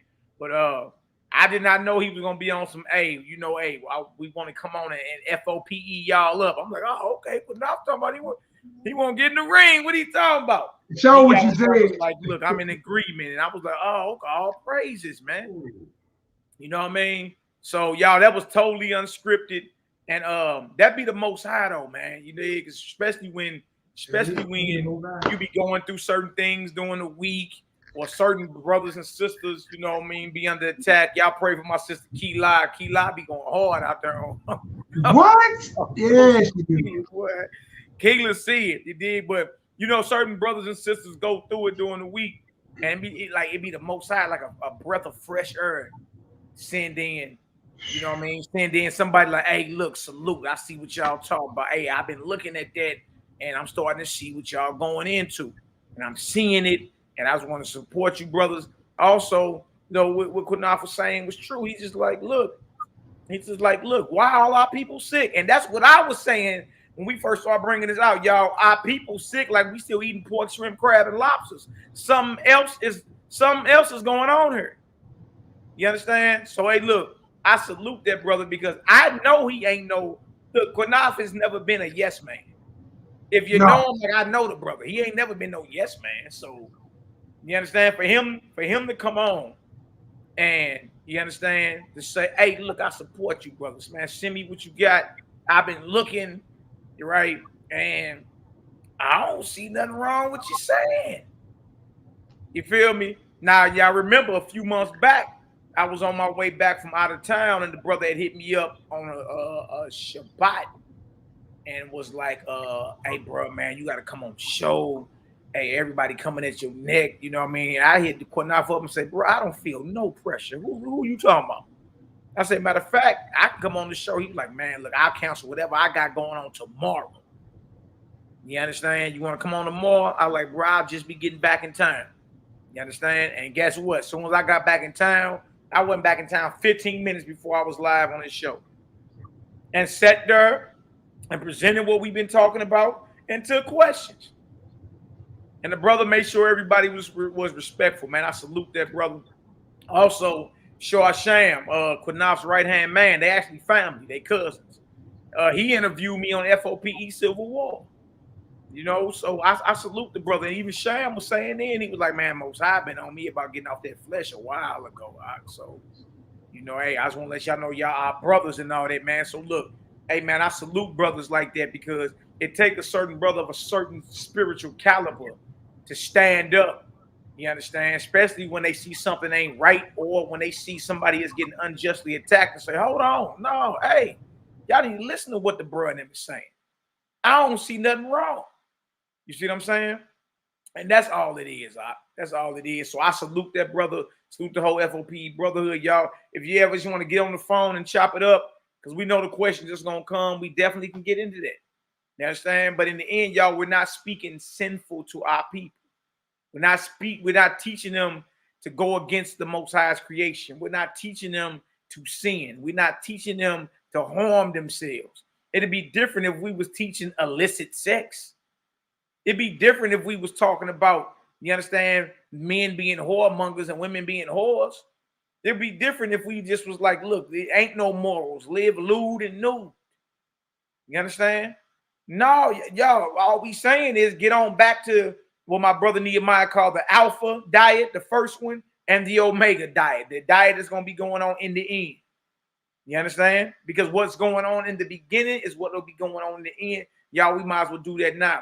We played a video in the beginning from Greg Braden, and you know, he used to be an engineer and geologist and all that, and he like, look, the Earth, the planet the magnetics of the planet is at an all-time low, and at the same time, the pulse, the heartbeat of the planet is speeding up, and that's why certain people can feel that time is speeding up. You can feel a change and shift and something and all that, y'all. Even more now that you taking all that dead flesh out of the temple of the Most High. You understand? To vibrate at the lowest frequency possible is to chew on dead flesh and be throwing strong drink down your throat and be smoking yourself out. But to really dedicate, meditate. You like that, boy? Dedicate, meditate. Now eat living foods and totally dedicate this on over because the Most High about to make a move. Well, we need to be in a certain position to hear what he got for us. You know what I mean? So, hey, man, I salute that brother. And y'all, that lets you know that our labor is not in vain. Right? He part of a major platform. So for him to say, hey, look, I see what y'all saying. You know what I mean? We in agreement. That's solid. You understand? Now, and look, and to any brother that openly came against us or whatever, that openly came against us. QANATH ain't one of them, but there's plenty of brothers that have openly come against us. You dig? Hey, look, have some spiritual fortitude and openly repent when it's time. When you finally see what it is, look, be a real man and repent publicly as well. If you publicly came out against us, be a real man and repent as well. And at least do what this brother did. And look, he never came against us. But at least he was like, hey, bro, let me get on and you know, speak my piece, man. I got something to say. You see that? If any of y'all listening them publicly came out and call yourselves Smyrnas, and I don't watch none of it, but I know y'all out there. What I'm saying is, publicly come on out and repent as well. You understand? Look, that'll do major wonders for those that may be on the fence. You understand? Or those who you know may not be on the fence. But that'll be a strong faith booster to the brothers and sisters that's out here, man. You dig? Don't be trying to be all quiet about it. Oh, yeah, no, come on out. Come on outside. Because we had to sit in the hot seat. We came on outside, didn't care nothing about the war that was going to kick off. You understand? We lost. We lost a lot of people around us when this deal kicked off. That's why I salute the brothers and sisters that stood solid. I salute that, man, because if any time to show yourself loyal or to show yourself, like, you know what, I see that, is when warfare kick off. Warfare is not the time for you to get a yellow belly and tuck tail and get up out of here. You understand? So that's my little spiel. Nehemiah, you got something? And then we need to pray out too, brother. No, I ain't got nothing, bro. I'm elated, bro. I was so satisfied that it was unscripted. You know, for the brother to come on in, like you said, he ain't never kicked against us. Open this platform. I ain't in total agreement with this. You know what I'm saying? But it's something we need to look at. This man is willing to come on here, sit in the hot seat, taking on all questions. Hey, I was there. I wasn't, you know, on the screen or, you know, in the conversation, but I was in the chat. Kept it in order, kept it respectable. Didn't let nobody get overzealous or out of hand. You know what I'm saying? And look, to come back almost about 2 months later and say, look, we need to relook at this thing. You know, he's like, hey, Nehemiah been sending me script. I've been looking at stuff, man. Look, all pray. Look, that's what you live for. We don't need it. We ain't looking for it. You know what I'm saying? But it does, you know, do something for your faith. You know what I'm saying? And do something for your heart to see your brother catch on, because you don't want none of your people to suffer. You know what I'm saying? And so we're not teaching you a doctrine of death. That's it. So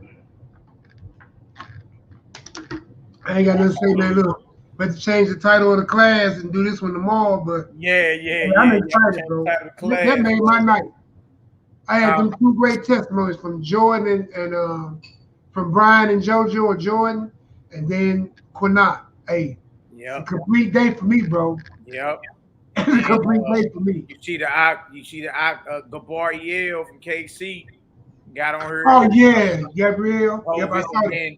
And then y'all big Moshe that be rapping, Yasharala Nation. You know what I mean? You know, he was suffering from the boogeyman. And man, when the Most High, when you call on his spirit and you invoke his spirit and call for a healing, bro, it's on the way in full faith. It's on the way. You understand? So, bro, it's been a lot of testimonials, a lot of people just coming on in. And for me, that's good enough. I really ain't worried about anybody that's against us. You know, hey, we love y'all too, though, because it's been a lot of free promotion. They not realizing through the anger and hatred and the foaming of the mouth against us. You understand? They ain't doing nothing but promoting us and just having people check out what's being said. And people like, yeah, okay, y'all, it's time to live. All right, that's why we come on peace, love, light, healing, and balance. It's time to balance out. You understand? It's time to really pull that spiritual full potential, because all of y'all listening are either a son or a daughter of the Most High. That is a divine birthright that you have. And one thing I like what QANATH said, look, y'all, we different. The Mother Nations can eat all that and be cool. Look, we different. We different. All right. Well, you know, hey, we the priests, we the MELCHIZEDEK priests in this earth. We the Most High's messengers. Well, look, y'all, we gotta operate and regulate like that's who we are. And we gotta handle up. You understand? So our job is to challenge you to be better. You know, be good and be good at it. All right. Be good and be good at it. You dig? So Nehemiah, if you can go ahead and pick us a psalm, let's pray on out. I'm rejoicing too, brother. Man, bro. That just got me out. That's what's up. All praises. Bro, You can't make this up, bro. Yeah. You can't. Hey, look, and think I'm playing. Clementine Homilies, page 130 was written. You feel me? Hey, look, you said I had it sitting right here on the side. Yeah.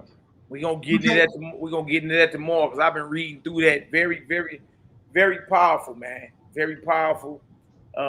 First century documentation, Shimon K. 5's journal, and a lot of insight in there, especially when it comes down to what you putting in your vessel and the folly of idolatry and all of it, man. So I just thank the Most High, man, for the revelation and the willingness to go against the crowd when you see what's right. You understand? The confidence. Because, you know, Nehemiah, we ain't never cared about being accepted by nobody. No. You know what I'm saying? We ain't never cared about being in the hot seat. I mean, we tend to always stay in that. Well, you know the town crier does. Yeah, you know, I mean, me too, especially the past few years, boy. You know, hey, a lot of people mad at the Maccabee right now, but it's cool, man. Because the whole thing is we challenging our brothers and sisters to really live under that vibration that they were created to live in, man. You were created to live great, to live healthy. You understand? You feel me? And look, you brothers and sisters, pour into each other. Especially you married folk. Pour into each other, man. Encourage one another daily. You know what I mean? Even if you ain't married, you know, pour into your brothers and sisters. You can do it. Like when brother be like, man, it's going to be kind of hard to stop eating. Oh, it ain't, brother, because we going to encourage you. We with you every step of the way. QANATH, it ain't going to be hard for you. Just reach out. And look, we got plenty of recipes for you. Email them in the chat. Plenty of recipes. Oh, yeah, these daughters of Zion ain't playing. Hey, look, they came off that meat and became just as great, if not better, cooks with the plant. Man, it's serious business. It's serious. My business going down. I don't know what I might get from day to day in this deal. Praise it. But look, Most High willing, I don't know what you got going tomorrow. Y'all in here clowning Aubrey, y'all PP going at these men. These eloquent Negroes. PP say he still got that one hitter quitter in him. P talking some Aubrey, y'all were talking about some Russell Dressbrook. Hey, because that Negro wear dresses and stilettos. Russell Westbrook. They call him Dressbrook. Dude. What a madness, man. Who played that new Cinderella? My brother Darius, all praises, snipers. Hey, Neat, let's make sure we link tomorrow, though, brother. It's going to be a powerful class. We got a lot to go over. Let's link tomorrow, Most High willing. You know, I might swing down on you or something. You never know, man. Just let me know. All right, brother. Hey, let's get a psalm in, man. Russell Dressbrook. Boy, y'all got that boy over there tickle pink. Hey, you know I'm using that boy. You know I'm using that boy. Pete gunning these cats out there, boy. Hey, man, you know it's gone bad when these men could be your fairy godmother now. Yeah, man. It's over. It's over. It's over. All right, go ahead. Let's get this psalm in, bro, and let's get it done. I'm just hit Psalms 53, man. Let's do it. All right. Psalms 53 with the Most High's permission. The fool that said in his heart, there is no Elohim. Corrupt are they, and have done abominable iniquity. There is none that doeth good. Elohim looketh down from heaven upon the children of men, to see if there were any that did understand, that did seek Elohim. Every one of them is gone back. They have become altogether become filthy. There is none that doeth good. No, not one. Have the workers of iniquity no knowledge? Who eateth up my people as they eat bread? They have not called upon Elohim. There were they in great fear, where no fear was, for Elohim has scattered the bones of him that encampeth against thee. Thou hast put them to shame, because Elohim has despised them. Verse 6. Oh, that the salvation of Israel would come out of Zion, when Elohim bringeth back the captivity of his people. Jacob shall rejoice, and Israel shall be glad. Hallelujah. Selah. Yahoo. Yeah. Boy, Jacob shall rejoice, and Israel shall be glad. All praises. All praises, glory, and honor. Very, what a very wonderful day it powerful should be. Very, very powerful psalm, y'all. Hey, that right there, that wasn't even scripted. That was of the divine order. The Most High ordained that whole thing. You know, when you get the scriptures say man's goings is of the Most High, all right, you may have something already like, okay, we're gonna go through that, and the Most High came on through like, hey, you know, and sent one of, hey, you know, just to give y'all some encouragement. So even if you was thinking about going the opposite way, Most High sent reinforcement, man. So hey, or making that change. You said what, Nate? Or just making that change. Yeah. Say, look, I've been hearing, I've been listening, but I've been contemplating. Hey, look, it's time. It's time. And not only is time for me, it's time for me to present it to my platform. Yeah. That's powerful. Yeah, that is. Very, very much is, brother.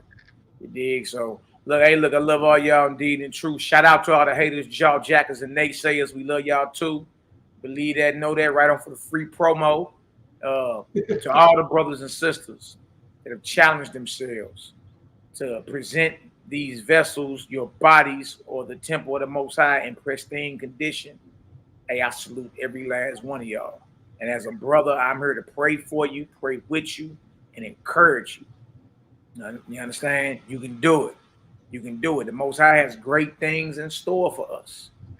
All right. And just like you like your house clean and swept and garnished, he want his dwelling place the same way. All right. Like you wouldn't go and make your bed or your dwelling place at the graveyard. The Most High don't want your body a graveyard of living flesh. That's just what it is. Look at it. It's just what it is, right? So all praises, glory now to the Most High. Love all y'all indeed and in truth. Strap up, back up. Don't stop till you Enoch. Don't stop till you see Yah. You understand? And you look, challenge yourself. If your body, either your body is a living sacrifice for the Almighty or it ain't. And if it is, then hey, step on into this marvelous light. All right, your dreams will be a lot more powerful. Your prayers will be more powerful. Your thoughts will be more powerful. I mean, you just live a more righteous, powerful life. You understand? And you'll be hearing the voice of the Most High more and more clear. You will. Believe that. Know that. All right? To the end, my friends. Love all y'all indeed in truth. All right? Y'all willing, we right back up to more about around 1 p.m. Central Standard Time. All right? And we're going to get it in. You know, we're going to get it in tomorrow. We're going to get it done. All right? Nehemiah, you got anything else? No, man. Everybody rest well, sleep well. Want to give my condolences. You know, I know our brother Obadiah Ben Israel, one of the OG 4 tribers, slim figure. You know, his mother gave up the ghost this week. Yeah. Also, our sister, she's another one of OGs from the old days. You know, go way back with us. Marla McCall lost her father. You know, so definitely want to send comfort to her and her family as well, and to anybody that lost a loved one. A lot of fights we've been having with these exemption letters, we've been winning, you know. But just always be prepared, y'all, because there's gonna come a day where you want to finally have to make that stand for the Most High. You tell him you stand for him, but it's gonna come that show and tell. You see what I'm saying? So just keep our people in prayer. If you need us, call us, email us. If we got to travel to you, we'll get to you. You know what I'm saying? So We love all y'all indeed and truth, man. It's not just talk, it's a walk. You know what I'm saying? So that's all I got. I'm glad to make. Thank God for hearing our prayers about Pete. Pete was in a car accident. You know what I'm saying? Totaled his car. All while starting a new job. You know, he needed some help. You know, Israel came through. You know, him and his beautiful wife and family. You know what I'm saying? So praying my brother continue to keep moving forward. Another testimony. Emma, I have to be careful. I talk to her on Facebook. They be locking me up for loving my mama. You know what I'm saying? Emma set apart. She would have made jam today. She's like, this pill jam days. I brought some elderberry jam today myself. So, but yeah, man. I love all y'all. Now keep them testimonies coming, y'all, because somebody in Israel needs to hear that. And I'm talking about it, man, I'm talking about it does something for me just to hear the power of God working with y'all. You see what I'm saying? Because I know he works for me. My life sometimes is too easy. I love Malaki always say, look, when things going too good, expect him to show his hand. Yeah, boy. Yeah, boy. Yeah, man. All y'all rest well. Pray the Most High give all y'all the grand rising. Peace, I can't type for nothing. Man, wish all y'all a grand rising, rest well, man, and Most High willing, we'll see y'all tomorrow. Most I willing. All right, y'all. Shalom. Shalom, Lacan. Peace to you all. Peace, love, light, healing, and balance, y'all. Yo.